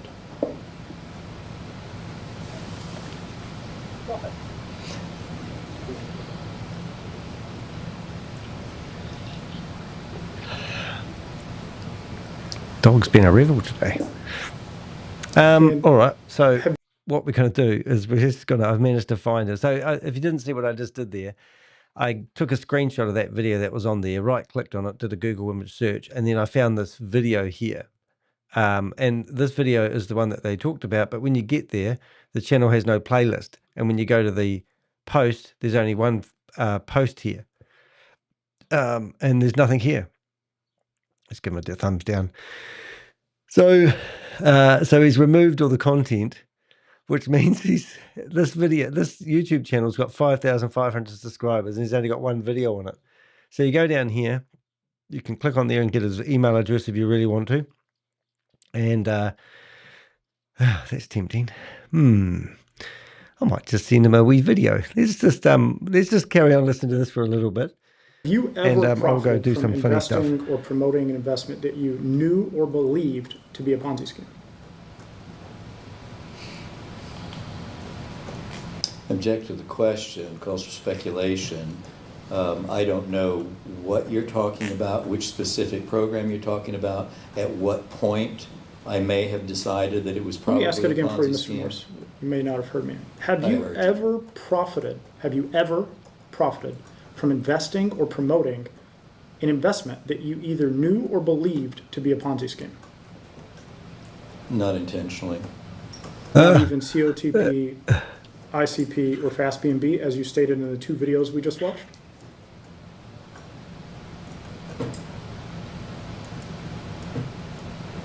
I did profit from those programs. And you knew going in they were Ponzi schemes or scams, correct? No, I didn't. But you did state that in the two videos, correct? I may have. All right, so what I'm going to do is a bit funny. I'm going to actually, I'm going to go to something different here. I'm going to have a bit of fun while we're doing this. I'm going to ask, we have created a blog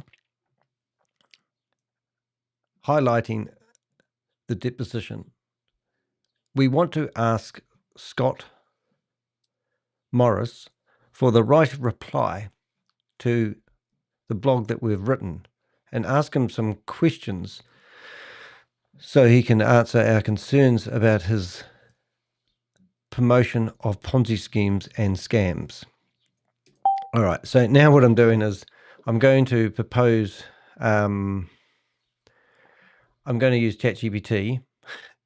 So request for comment about the Ponzi patrol, and I've got another screen that you can't see behind me and now I've got his email, and we're going to ask him these questions. Hi Scott, I'm contacting you regarding the blog we've published titled Brandon Williams exposes Scott Morris, Ponzi Patrol's 4-hour deposition that spoke for itself. The article summarizes your recent deposition and the statements made under oath. In the interest of accuracy and fairness, I'd like to offer you the opportunity to respond directly to some of the key points raised. Specifically, we'd appreciate your clarification on the following. You acknowledged earning substantial affiliate income from crypto program, AMS, and other similar investment platforms. Can you explain how you verified that these programs were legitimate before promoting them to your audience? During the deposition, you admitted referring to these projects as Ponzi schemes in private messages.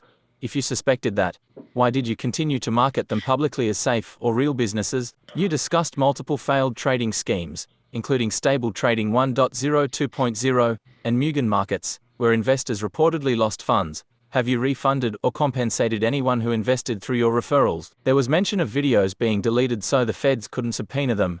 Can you clarify what prompted that decision, and whether you've since provided copies to regulators? You're welcome to provide a written response or a recorded statement. Any reply will be included in full or in context within an updated version of the article. We'd appreciate your comments by insert date, for example 48 hours from now, so your perspective can be represented accurately.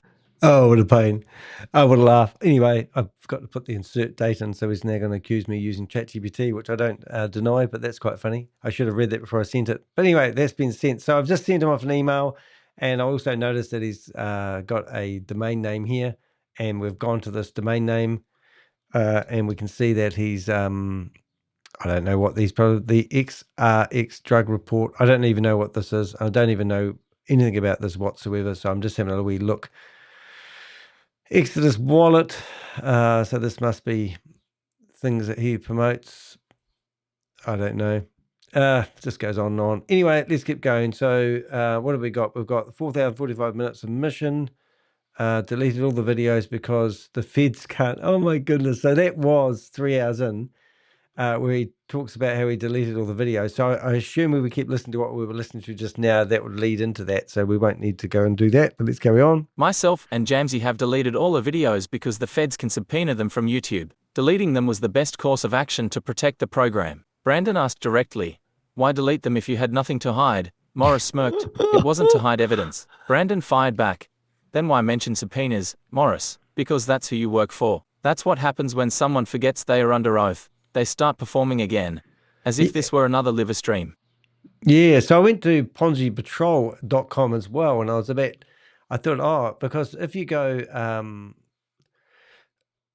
so we went, I don't know what was going on, but this seemed to happen quite quickly.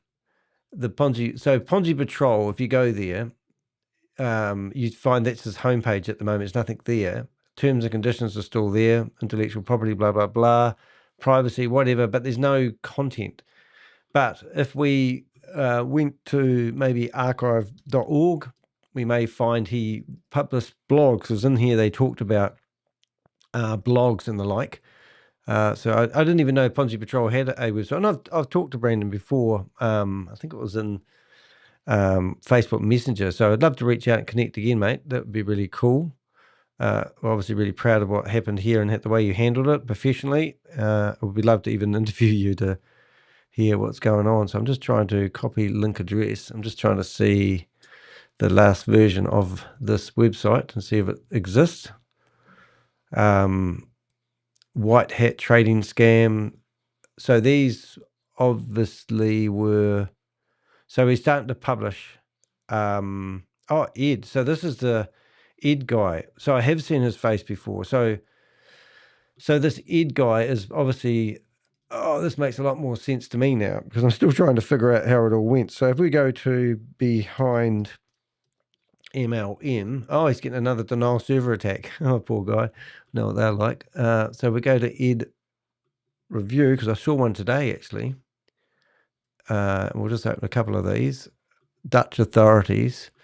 So let's have a look. So Ed, and that was July the 30th, 2025. And I presume if we go to Ed and put his name in here, we'll find lots of evidence. Oh, I see. So he's got lots of names. Founder, crypto program me. So, yep, that was right. And that's another one, Ed. So, Dutch authorities. So, this guy's obviously been reprimanded for what he's been doing by his own authorities, a Dutch person. Oh, my God, is he in Neo-Life as well? All right, so that makes it a bit clearer for me. So, yeah, so I just don't know why Ponzi Patrol's taking down his website. But we'll just try and move one step forward. We might get some pictures. But yeah, these guys are dime a dozen. They're not unique. They all use the same. They get away with it. You know, they've got more chances. And as Susie's just in the chat room, Road heavily promoted Fast B&B. I don't even remember Fast B&B, to be honest. But there's so many scams. He's from Georgia, but not the Netherlands. Oh, okay. Thank you. So as you can see, you can find out a lot about these guys, and I presume that's him in the photo there, is it? Have I seen him before?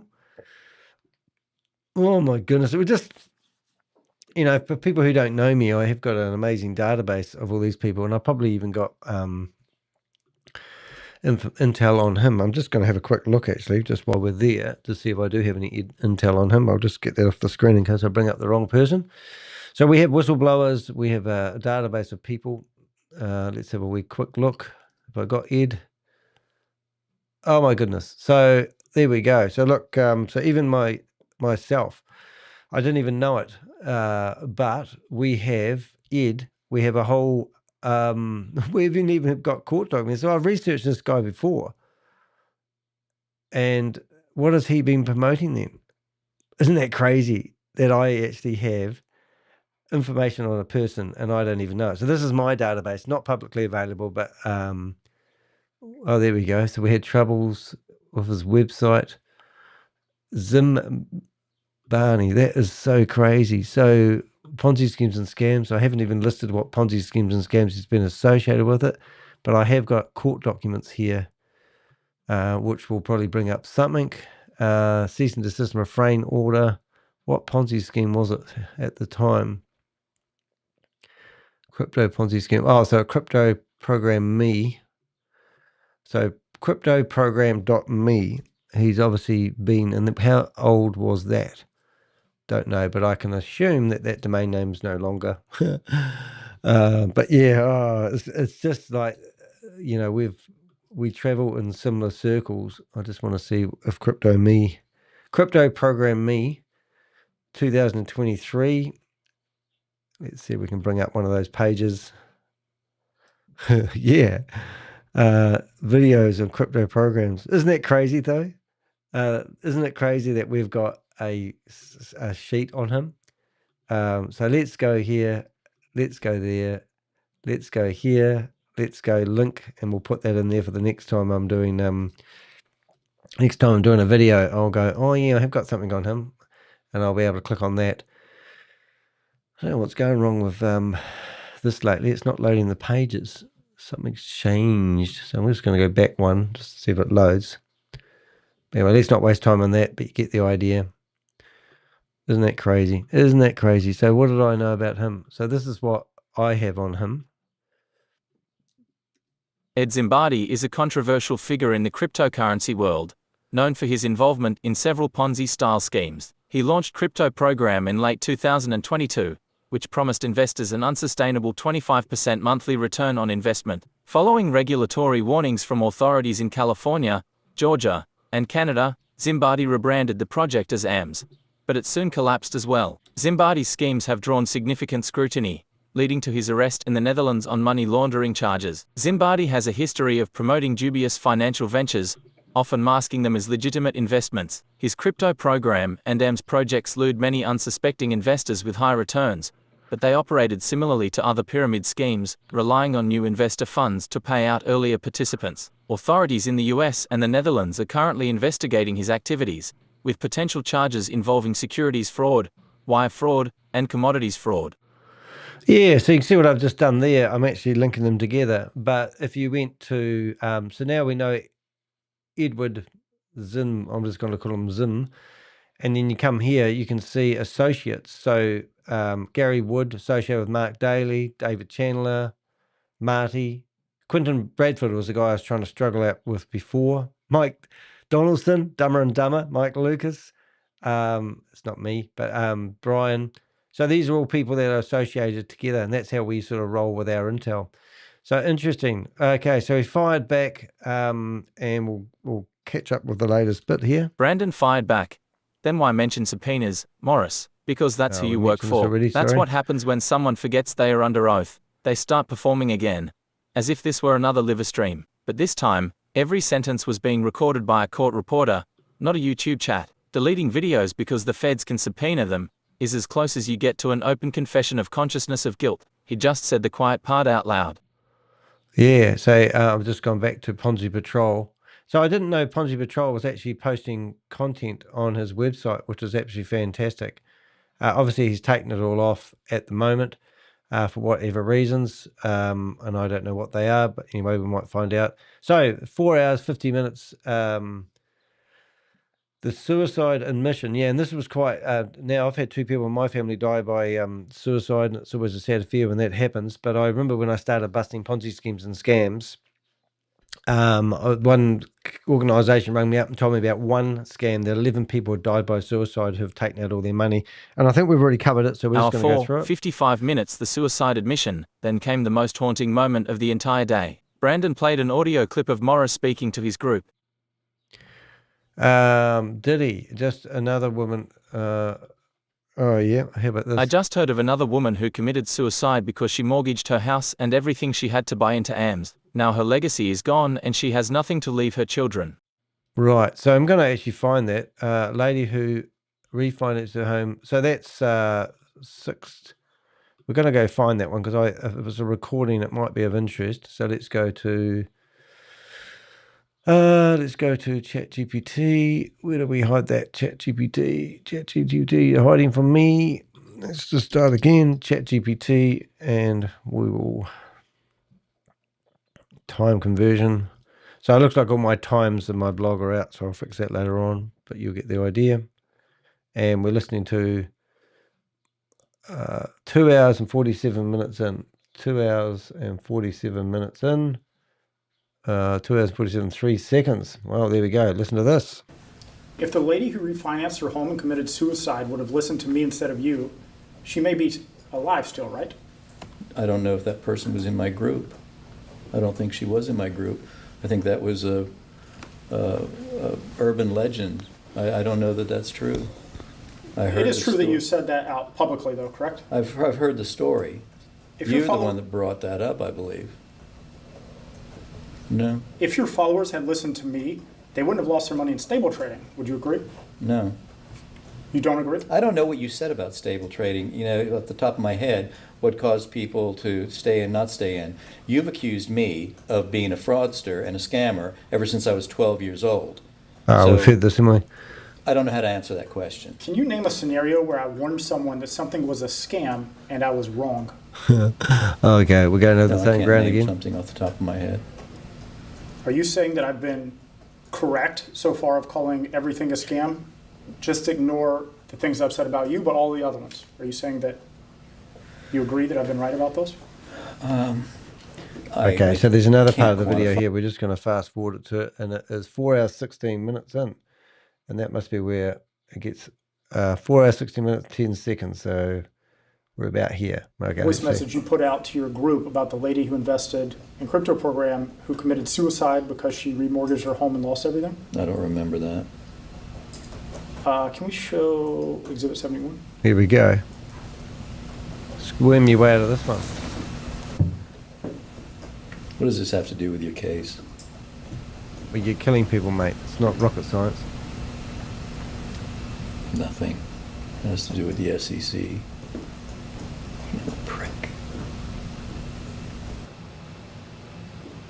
You know, when it's time to be tough, let's be tough. When it's time to be sweet and kind, let's be sweet and kind. But, you know, when things are tough, when times are tough, it's no time to be sweet and kind. And let me just give some perspective here. I just heard of another woman who committed suicide because she mortgaged her house and everything she had to buy into AMS. And now her legacy is gone and she has nothing to leave her children. And so she committed suicide. It's a terrible story. It's not the first one, though. There are a number of those stories. And none of us here are in that situation. So that was you saying a lady committed suicide after remortgaging her home and losing it in the crypto program, correct? It's not the first one. That's me. And you made 2 different videos, one with Gary Wood and one with Jay Offner, showing people how they can play in a bigger game by taking out loans, tapping into their IRAs, and accessing money from credit cards to invest in Busted. crypto, correct? I'm fairly certain that there's no connection to the two things. Oh, rubbish. Absolutely I don't know who rubbish. this woman is. She has no connection to We me. don't know. So she's that was dead, my mate. question answered. You made 2 different videos, one with Gary Wood and one with Jay Offner, showing people how they can play in a bigger game by taking out loans, tapping into their IRAs, and accessing money from credit Oh, cards to he's invest in sweating like crypto a program. Right? rapist now, isn't he? Objective form, relevance has nothing to do with your stupid case. And I have no idea how these two things connect. Did you make those 2 videos that I'm referencing here or not? Yes. And you published those videos while believing it was a Ponzi scheme, correct? No. Yes. Can't deny it. The California Department of Financial Protection and Innovation put out a desist and refrain in June 2023. They claim crypto program was operating in the manner of a Ponzi scheme. Do you remember that? I think so.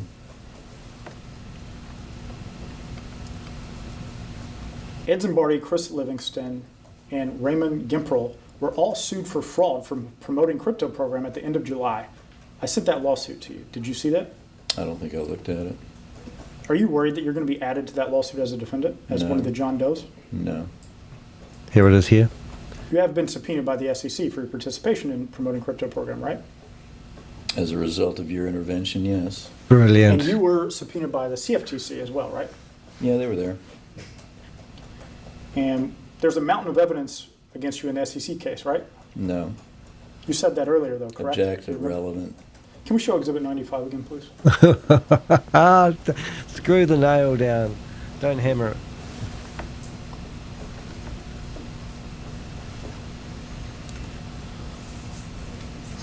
So this is you. It says, to Gary Wood, on May 1st, 2024, lawsuits coming involving you, me, SG, Jamsey. We may have done nothing wrong, but they will dig shit up on me for sure. None of us are pure except maybe Jamsey. Hope your lawyers have advised you that there may not be any criminal evidence to pin on you, but there is a mountain of evidence that will work well in a civil action. So here you state there's a mountain of evidence against you for a civil case, correct? It doesn't mean it's so. No, Were you lying there? I'm not saying that at all. I God. say there's a mountain of evidence. That Oh, will work amazing. well in Oh, civil carry on action. reading the We blog. participated. It's just brilliant. This is so good, this stuff. All those You can't people make this shit up. that I've mentioned. Here we So go. you said that there's a mountain of evidence. Okay, so we've got, so we'll listen to the narrative. When asked if that was him speaking, Morris admitted, "That's me." Brandon followed up carefully. "And you made videos showing people how to take out loans and access credit to invest in these programs, correct?" Morris, yes. He tried to claim there was no connection between the two things, but the damage was irreversible. He knew that people were mortgaging homes to invest in these programs, and he kept pushing the narrative anyway. Yeah, he did. So this is how they tell you to get the money. They don't care. They just want the commissions. You keep paying your mortgage, they'll keep spending the commissions. I've seen plenty of scams implode, but hearing a man acknowledge that a woman took her own life after following his lead was gut-wrenching. That's the moment you stop laughing. The deposition room went completely silent. Yeah, and obviously my times are all up the wok. At least he's chopped some out of his video and I've missed it. So I'll redo all these times when I get the chance. Hour 5 regulators close in when the 5th hour began. Brandon moved into the final phase, accountability. He asked whether Morris remembered the June 2023 cease and desist order from the California Department of Financial Protection and Innovation, DFPI, which declared the crypto program was operating as a Ponzi. Morris said, I think so. Then Brandon reminded him that Ed Zimbardi, Chris Livingston, and Raymond Jimple had all been sued for fraud the following month. So I assume this is the actual document, isn't it? I'll just have a wee look. So this is the actual document they're talking about. So distant refrain order. Yeah, so that's quite interesting. So if I have my way about myself, I'll actually add that into that blog. Yeah, so I might do that when you're listening to something else. But let's carry on. I don't think so. The partner could was open at Ponzi. Morris, I don't think so. And then let's have a read. Then Brandon reminded him that Ed Zimbardi, Chris Livingston, and Raymond Jimple had all been sued for fraud the following month. He asked, "Did you see that lawsuit, Morris?" "I don't think I looked at it." "Brandon, are you concerned you might be added as a defendant?" Morris, "No." So they obviously had a lawsuit. That's the kind of ignorance anyway catches up. I'm going to have to read that because I didn't pronounce it properly. That kind of arrogance always catches up, because moments later, he admitted he'd been subpoenaed by both the SEC and the CFTC. Oh my God, this gets Brandon, better. there's a mountain of evidence against you, isn't there? Morris, "No." Brandon, "Didn't you text Gary Wood that there's a mountain of evidence that would work well in a civil action?" Morris, "It doesn't mean it's true." Oh my God, just because there's evidence doesn't mean And there it's it was true. again, the pattern. When it helps him, it's the truth. When it hurts him, it's just speculation. Yeah. So 5 hours, 20 minutes in, which we know is all wrong now. We'll try to fix those up. I might even take all the timestamps out of it. Might be easier for me to fix that up in a hurry. Brandon, read the full quote aloud from a May 1st, 2024 message. "Lawsuits coming involving you, me, SG, Jamsey. We may have done nothing wrong, but they'll dig up on me for sure. None of us are pure except maybe Jamsey. Hope your lawyers have advised you there may not be any criminal evidence to pin on you, but there's a mountain of evidence that will work well in a civil action." Yeah. So he's really good because he baits and then he hooks and then he proves the evidence. Morris acknowledged it was his message. Brandon, "What did you mean by mountain of evidence?" Morris, "I don't know. I was debating with business associates." That was his answer to everything, debating. He debated threats, debated suicides, debated Ponzi admissions. The man had apparently spent his entire career debating reality. Yeah. 5 hours and 40 minutes. We know that time's wrong. So the stable trading schemes. This will be interesting. The stable trading schemes. Next came the stable trading saga, his copy trading PAMM projects. Brandon asked, "Why would people invest in stable trading 1.0, Morris?" "To make a profit. Simple enough." But then came the crucial question. "What brokerage did they have to use, Morris?" "The same one I was using." Same one he was using himself. There's no trading going on. It's just recruitment. That was Mugen Markets, a brokerage already hit with warnings from the British Columbia Securities Commission. When Brandon pointed that out, Morris sneered. "Canada doesn't regulate us in the US." Yeah, so that Canada doesn't regulate us. Canada doesn't regulate us in the US. Now, are these guys obviously Canadian? Is it? Well, are they? I can't remember now. Yeah. A perfect summary of how promoters think. If it's not my regulator, it's not real. Then Brandon asked what happened to the money. Morris, "It was lost by the trader, or it went away with Mugen Markets. I don't know." He always didn't know yet. Somehow, he always collected commissions. Brandon pointed out that he had warned the public about Mugen Markets before it collapsed. Of course he Morris did. responded, "You're always fussing around in my audience." My audience. He's scamming his audience. Brandon, "If everyone had listened to my warning, they wouldn't have lost money, correct?" Morris hesitated. Possibly. Possibly. Then, unbelievably, he added, Yeah, you cost people money by warning them. Oh my God. The people he's talking about is himself. He doesn't get the commissions. Everyone else loses. "It's the Ponzi promoter's creed. If you expose the scam, you're the problem." Right. I don't know why these times are all up the wop, as I've said. As the deposition wound down, Morris began answering every question with sarcasm or contempt. Yeah, it did get pretty snarky at the end. Brandon asked how many traders he'd recruited. He couldn't remember. Asked how many were profitable. He didn't know. Asked whether it was time to stop promoting failing programs. No. That was the final word. No remorse. No. No reflection. No. No accountability. Yeah. For a brief moment. For a brief moment, everyone thought it was over, but the judge, referred to as Judge Al, rejoined a few minutes later to clarify the record and confirm the paperwork. Even at the very end, Morris was arguing about logistics. claiming he didn't need a court reporter for the next session, as if this were optional. It was the perfect metaphor for the whole day. A man so used to ignoring accountability that he thought he could skip the transcript. Yeah, so let's have a listen to this. We'll just get through this in a hurry. End of part 3 summary. By the time the camera stopped rolling, the record was devastating. In his own words, Scott Morris had admitted earning 6 figures a month in referral commissions while investing almost nothing himself, admitted privately believing crypto program was a Ponzi while publicly calling it ultra-safe, admitted deleting evidence after acknowledging federal subpoenas, admitted to a woman's suicide tied to one of the schemes he promoted, acknowledged being subpoenaed by both the SEC and the CFTC, blamed a journalist for causing people to lose money by warning them. He was, in every possible sense, exposed, and Brandon Williams didn't need drama, insults, or clickbait. He did it with patience, receipts, and facts. That's what we do. Open source intelligence. We just use their own evidence against them. They don't prove anything they do or say. They can't back it up because it doesn't exist. And it's all about recruitment. End of story. I don't know why it continues. That's why this deposition matters. It's a public record of how truth dismantles arrogance. Right. The dirty tactics playbook, and why Brandon won without raising his voice. Yeah, he did such a good job. When the court reporter packed up her machine, and the camera light finally dimmed, I sat there thinking, I've seen this movie before. The names change, the jargon, the telegram handles, the secret trading bots, but the script is always the same, and this deposition captured every scene in high definition. Yeah, so it really did. It did a The promoter's good job. playbook. If you've ever studied how Ponzi promoters operate, Scott Morris just performed the entire manual under oath. Step 1: deny and deflect. Start every answer with I don't recall. Pretend ignorance is innocence. Yeah, I'm going to get to the point when the judge come back in. We'll have a look at that. Step 2, if you're looking to get out of shit, listen to these. Step 2: vilify the messenger. Call the investigator evil, a scumbag, or a prick. Convince followers that exposure equals persecution. Step 3: blur the timeline. When caught, say you didn't know at the time. If the evidence proves you did, claim it was speculation. Yeah. Step 4: cash first, truth later. Admit to earning 6-figure commissions while risking pocket change. Call it affiliate marketing, not recruiting. Yeah, and he's accused Brandon of doing his YouTube channel for clicks. Step 5: delete the evidence. Pretend wiping YouTube videos is best practice. Blame the feds for your decision to hide receipts. Yep.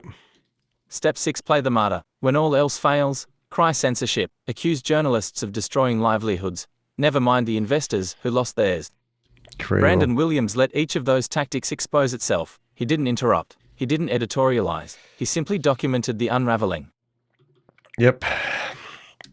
Why Brandon won. Watching Brandon work reminded me why solid investigative questioning beats outrage every time. He never needed to insult Morris. He just kept asking, what did you mean by that, until the contradictions piled up. While Morris fumed, Brandon sat with a small notepad and a quiet grin. He knew he didn't have to win the argument. He just had to let the record roll. And that's exactly what Ponzi Patrol does best. Evidence over emotion. Yeah, absolutely brilliant. I mean, I've got a deposition theoretically coming up soon, which would be brilliant. I hope I can conduct myself in the same way. But he never, ever flew any insults. He never called him a prick or a scumbag or anything. Only time he would have done that with these red words off the screen that other people said, but he never, in my understanding of it all, he never fired any insult. He called him a scumbag, all sorts of things. So it was just really, really well done. You could see the professionalism in how he handled the suicide admission. No theatrics, no grandstanding, just a pause, a lower tone, and a simple, devastating question. Do you understand how serious that is? Morris mumbled something about having no connection, and the silence did the rest. That's investigative discipline. That's journalism. Yeah. And if you looked at the people that invest and lose money and take their own lives or die by suicide, there's definitely a connection. But somebody rang me up once and said, how many ex-Jehovah's Witnesses do you know have actually died by suicide? And I said, I have no idea. And they said, why is that? And I said, because dead people don't speak. And once people have died, they can't come back and say why they did it, or, and it's not always a chemical imbalance, because some people make hasty decisions. I remember one guy who had an argument with his wife, and at a a bad moment, made a bad decision, and hung himself from a tree.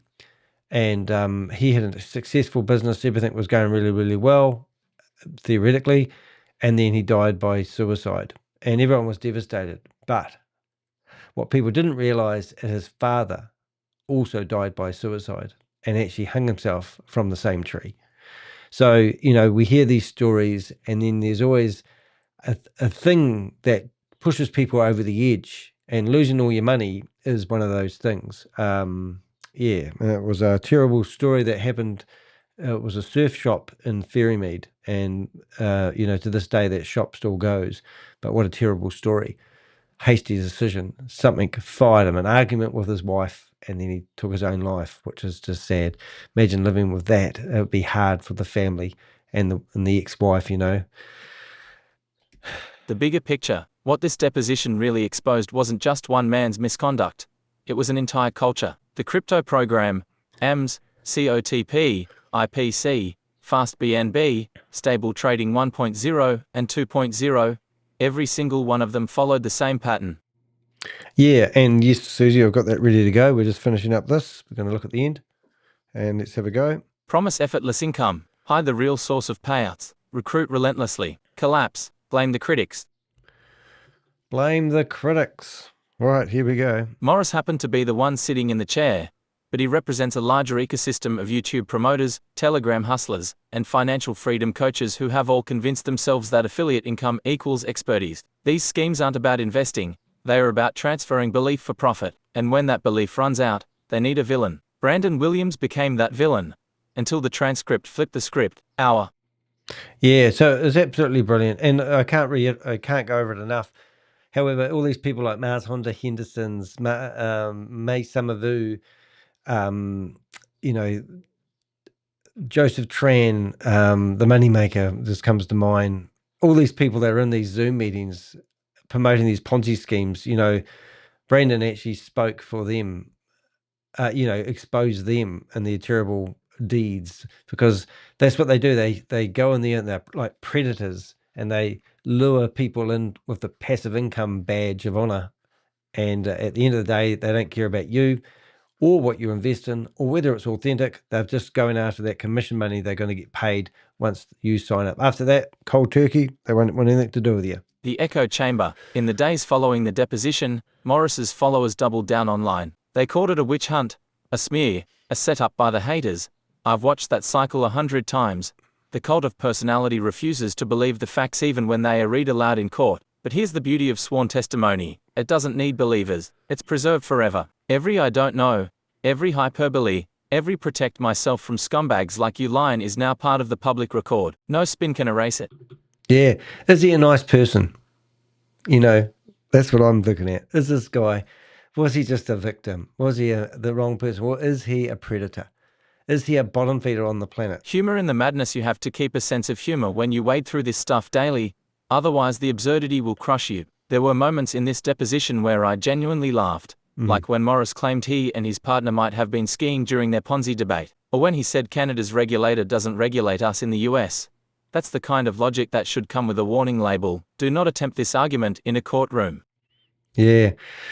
Okay, we've got a few paragraphs here. But behind the laughter is frustration, because for every outburst and joke, there's a real investor sitting at home staring at a zero balance. Someone believed the ultra-safe sales pitch, clicked a referral link, and watched their savings vanish. And that's why humor has to coexist with outrage. It's the only way to process the madness without losing your humanity. Yep, and we'll carry on going. Vindicating Ponzi Patrol. Let's be clear. This deposition vindicates Brandon Williams and his channel Ponzi Patrol. For months he was accused of harassment, stalking, even blackmail, none of which held water. Under oath, Morris admitted he had no evidence for any of those claims. Yep, it was just all intimidation. What Brandon did have was proof, chat logs, voice notes, affiliate dashboards, income claims, deleted videos. He showed what happens when you confront deception with data. No shouting, no editing tricks, just pure accountability. That's the real service Ponzi Patrol provides, not entertainment, education. Each video becomes a case study in how manipulation works and how truth dismantles it. Yeah, and that's why we have this, because this is literally what we do. We gather intel, put it all together. If you go to our persons of interest list, you can see that we've got quite a big list, If you go into America, you'll see that we've got all these Americans that have been promoting and getting commissions of similar like-minded Ponzi schemes or scams. You know, I can just go into one of these. You can see this is Randy. You know, we just keep a file on him, Ponzi schemes and scams. He's promoting this one at the moment. We've done a video about it. You know, it just goes on and on and on and on. Lessons for the public. So if you're listening to this, listen up. Lessons for the public if you're reading this and wondering how to protect yourself. Learn from this deposition. If a program pays you for recruiting others, it's not investing, it's marketing a Ponzi. If promoters earn more from referrals than from the product, run. If someone deletes content after regulators start asking questions, take screenshots. And if they attack the people warning you, that's confirmation you're being misled. Right. Brandon's work, and by extension every whistleblower's, is about prevention. We can't save everyone's money, but we can stop the next victim before they click deposit. Yeah, so it's sort of like once it's gone, it's gone. The human cost, yes. The human cost. We can't ignore the woman Morris mentioned, the one who took her own life after mortgaging her home to join AMS. Her story is why this matters. Behind every creative financing video and every residual income claim, there's someone desperate enough to believe it. That's the tragedy that fuels every investigation I do. Yeah, it amazes me. You know, I thought after doing this for 5 years, I thought everyone would be up with all their dirty tactics, but they still find fresh victims, and it's just gut wrenching. You know, today I got an email again, $28,000 gone, embarrassed to tell me their story. Why are you embarrassed to tell me the story? You've just been a professional who's just managed to take your money. Sometimes easy go, easy go. Easy come, easy go. I don't know where these people get the money from to invest, but then you hear that they mortgage their houses. The deposition immortalized that reality in black and white. A promoter acknowledging a death tied to his promotion, yet still insisting it's irrelevant. If that doesn't make you want to fight harder, nothing will. Yeah, it's like we had a whistleblower, or a pretend whistleblower here a couple of days ago. He booked some time with me and then told me that he'd put $100,000 in, taken the profits and withdrawn the lot. And then I said, well, who was your upline? I don't want to tell you. Okay, then. And I go, can you give us a contract? So he gives us a contract that's a cut and paste of text. Just the words, not the original contract with redacted information. And then I write to him again because he now starts writing to me anonymous. And I go, well, who's the person that referred you into it? He said, oh, you know them, but I'm still not going to tell you. Well, you're not a whistleblower. You're trying to protect your own ass. So, you know, people die by suicide. You know, do you want to be part of that cover up? I mean, help us fight these guys. You know, you've been bitten, you've lost money. You think this is how you get ahead in life? Do you want to sleep at night? Don't do it. Stay away from these investments. This guy here is just making money out of you. He doesn't care about you. And okay, you might make money once. Good on you. The second time you'll lose it, guarantee it. The third time you'll be in debt. The fourth time you won't want to wake up and get out of bed in the morning because you'll be so down about it. Closing reflections. The tape speaks for itself after 4.5 hours. Brandon didn't need a victory speech. The deposition itself was the verdict. Morris's own words revealed the truth. He knew the risks. He hid the warnings. He profited anyway. And when confronted, he blamed the messenger. That's not conjecture. That's the record. When you watch the footage, you don't see a villain in handcuffs. You see a man trapped by his own sentences, trying to edit them in real time. But transcripts have no backspace key. I've always said sunlight is the best disinfectant. What Brandon Williams and Ponzi Patrol did was open the blinds. And once the light poured in, the shadows had nowhere left to hide. Right, I do want to finish this because it's got some good intel in here. The names and the schemes for documentation. Here's a factual summary of the programs and individuals referenced during the deposition. Yeah, because I loaded the whole transcript into ChatGPT, which isn't quite hard to do because it was actually 113 pages of text, I asked it to give me a list of all the names and people that were associated with it. Now, I'm not going to read this one out. I think it would be a bit pointless. But we did mention Ed. I didn't know who he was. We found out we already got a file on him, but there's another person they mentioned. So this is what is great about AI. You can actually find out all these names and then document them. So literally when somebody searches for whatever his name is, Z, whatever his name is, like here, and then if somebody's looking for information, in the future, we'll probably be able to go, if we went scam, we might find an article that even points back to my website. But now I know all those names that we've actually put in here, like, well, let's use Gary Wood. I wonder if I've actually got Gary Wood covered. Convictions. No, Gary Wood must be getting a bit of a name for himself in this industry. But normally, so this is what normally would come up if I get better at my SEO. Gary Wood exposed scam, Ponzi, or, exposed. And then in here, you click on there and it takes you to all the information about Gary Wood, for example. And that's how I gather intel on people, is by having these keywords and these tags of these people's names. So now that these names are in this document, when people search for it, they'll probably find this document. All information above is drawn directly from the public disposition script and associated with regular findings. So the final word, if you take one thing out of the story, let it be this: when the receipts are on record, the truth doesn't need a narration. Brendan Williams of Ponzi Patrol proved that a 4.5 hour forgettable hours he did expose John Morrison with he didn't expose John Morrison with his insults and rumors. He let Scott Morrison exposed himself. I said that all wrong, but I think you get the gist of it. He didn't need to do anything. I always say to people, let them fall on their own sword. And that's it, my friends. That's what a real scam fighting looks like. So if you don't know anything about me, I do open source intelligence investigations. We never hack anything. We use domain name data, social media activity, and we find and source this information. That video was absolutely amazing. I'm Danny DeHeck. My YouTube channel is called Danny DeHeck Investigations. And I also have a podcast, and you can book me if you have been scammed. And I'm also available for speaking engagements. If you want to support me in what I do, you can join my YouTube channel. It will be much appreciated. I've been featured in Bloomberg documentary, News Australia, Opal India, The Press, The Guardian, ABC News, The New York Times, Radio New Zealand, the Otago Times, my favourite. And the truth doesn't fear lawyers. It only fraudsters do fear the lawyers, that is. So let's round it up by watching what happened when the lawyer come back in the good part of the video we've been holding back. And let's see the final couple of minutes and see what the judge said. The time is now 4:03 p.m. We are off the record. We're going back on the record. The time is now 4:06 p.m. This is Judge Aho. I was told by the deputy that it would be helpful if I would rejoin, so I'm here with the parties.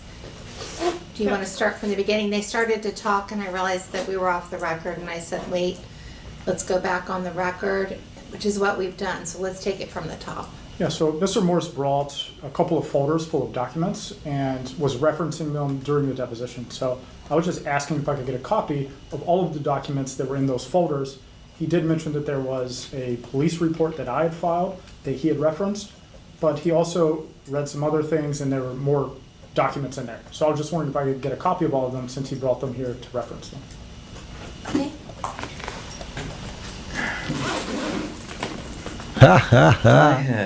There are a couple of questions that I knew I wouldn't be able to memorize the answers to. So I jotted them down and printed them out.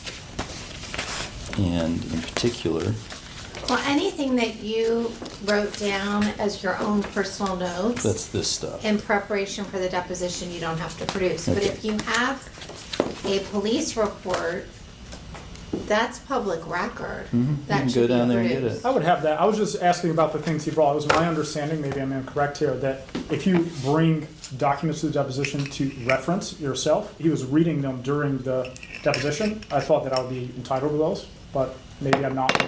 Not if it's his own personal notes that he wrote down in preparation for the Okay. deposition. But do you need the police report? No, I don't need the police report. I Thank thought you. that's what we were talking about. That's all. That's exactly what you asked for, Mr. Okay, Williams. so we're done for today, and tomorrow's at 11 o'clock, right? Yes. ma'am. Okay. Thank you very much. All right, thank you. Is it the same court reporter or a different one? Did you, I don't have anything. I didn't order anybody. so you're gonna take a deposition with no court reporter? Oh, I didn't know that. I didn't know what to do. I'll just object to coming in that case, if we're still on the record. I mean, if it's not going to be recorded, then there's no point in the You deposition. have to have a court reporter for the deposition. I thought the court provided that. We do not. No. Not in civil. Mm. Do you want to ask this court reporter if she's available tomorrow? Are you available tomorrow? We'll have to go through my firm, but I don't think I have anything at the moment. Do you want to get her contact information so Would you you can kindly? find out? I can do that when we're off the record. Yes. Do you want to have a videographer? That's No, optional. don't need it. Okay. Okay, so how are you all going to communicate so that You Mr. can Williams, use in it. other words, if you don't arrange for a court reporter, it would be canceled and Mr. Williams would not need to appear. So how do you want to communicate back and forth to find out if the court reporter is available tomorrow? I'll give him my business Business card. card. Okay, and then if her firm's not available, you would either need to get a different court reporter or cancel it. Yes, ma'am. Okay, I'm glad we talked about that. Yeah, me too. Okay, Thank you, Ron. I hope everyone has a nice evening. Thank you very much. Wow. I think he did a fantastic job. You can't make that shit up. Brilliant. All right, so I'm going to leave it there. We will take off the Ponzi Patrol thing there. So if you want to fling insults at people who are calling out scams, this guy literally just showed negligence and said he didn't know whether it was a Ponzi scheme or a scam, put $3,000 of his own money in and was making $100,000 a month. And he just thought the money was coming. Well, he didn't think anything. He just didn't want to admit what was the elephant in the room. These guys know exactly what they're doing. They lie, cheat, steal. This is why I do what I do. These people are the bottom feeders of the planet. A lady died by suicide, who was obviously associated to the Ponzi schemes and scams that this guy promotes. Ponzi Patrol, he's a legend, modern day hero, a real true fighter for justice. The legal system makes it incredibly slow for anyone to get justice. I'm currently working on a case at the moment that's got 6 different government agencies involved. I'm providing bits of information to them. I get 3 or 4 words back every now and again. It's frustrating. But in saying that, justice is something that I love to see. Even though this guy's not behind bars, he should be, in my opinion. I don't believe this person should be out on the streets. I don't think this person should have access to the internet. He's a bottom feeder. He's one of the lowlifes on the planet. And I'm so proud of Brendan from Ponzi Patrol because he did a valiant effort at exposing how these criminals think. And it was nice to see that there were many other associated criminals that we've already been investigating. One day we'll be able to say that these scams don't exist anymore. Remember things like when we used to get fax scams or teletext scams, and now the technology moves on, it doesn't happen anymore. Remember the Nigerian letters with the prince who said he's come across a big fortune and he needs you to open up a bank account so he can put the money in it, and it would cost you $100 to open up the bank account? All those scams have gone. Maybe one day we'll look back and think, oh, remember those scams? Remember that time where people could go into Telegram and tell people to invest and have no accountability? Well, just one day, there may be accountability. Hey, thanks for the lovely comments in the chat rooms. Nice to see a few new people in here as well. Please do make sure you subscribe. Please feel about joining my YouTube channel. I really appreciate the people that have. And if you can't afford to join the YouTube channel, make sure you hit the thumbs up on this video. Help get it out there. My YouTube channel has had 8 copyright strikes in the last month. I'm down to 2 at the moment. They will drop off soon. People keep attacking me. As I said earlier on, if you go to deheck.com, hold your mouse over the contact us button, you will see all the smear campaigns that these scammers do against people like me and Brandon, Queen of Karma, the stuff that we have to put up. And what are we guilty of? Nothing, because we tell the truth and we bring it to you to use common sense logic. If you're thinking about investing in anything at the moment and you're uncertain, go off to a regulated financial advisor and ask for their opinion. They will save you thousands. I don't like getting your emails asking me how to get your money back when I know you haven't got a snowball's chance in hell. I'm Danny the Heck. This is Danny the Heck Investigations, and we'll see you in the next video. Thanks for watching.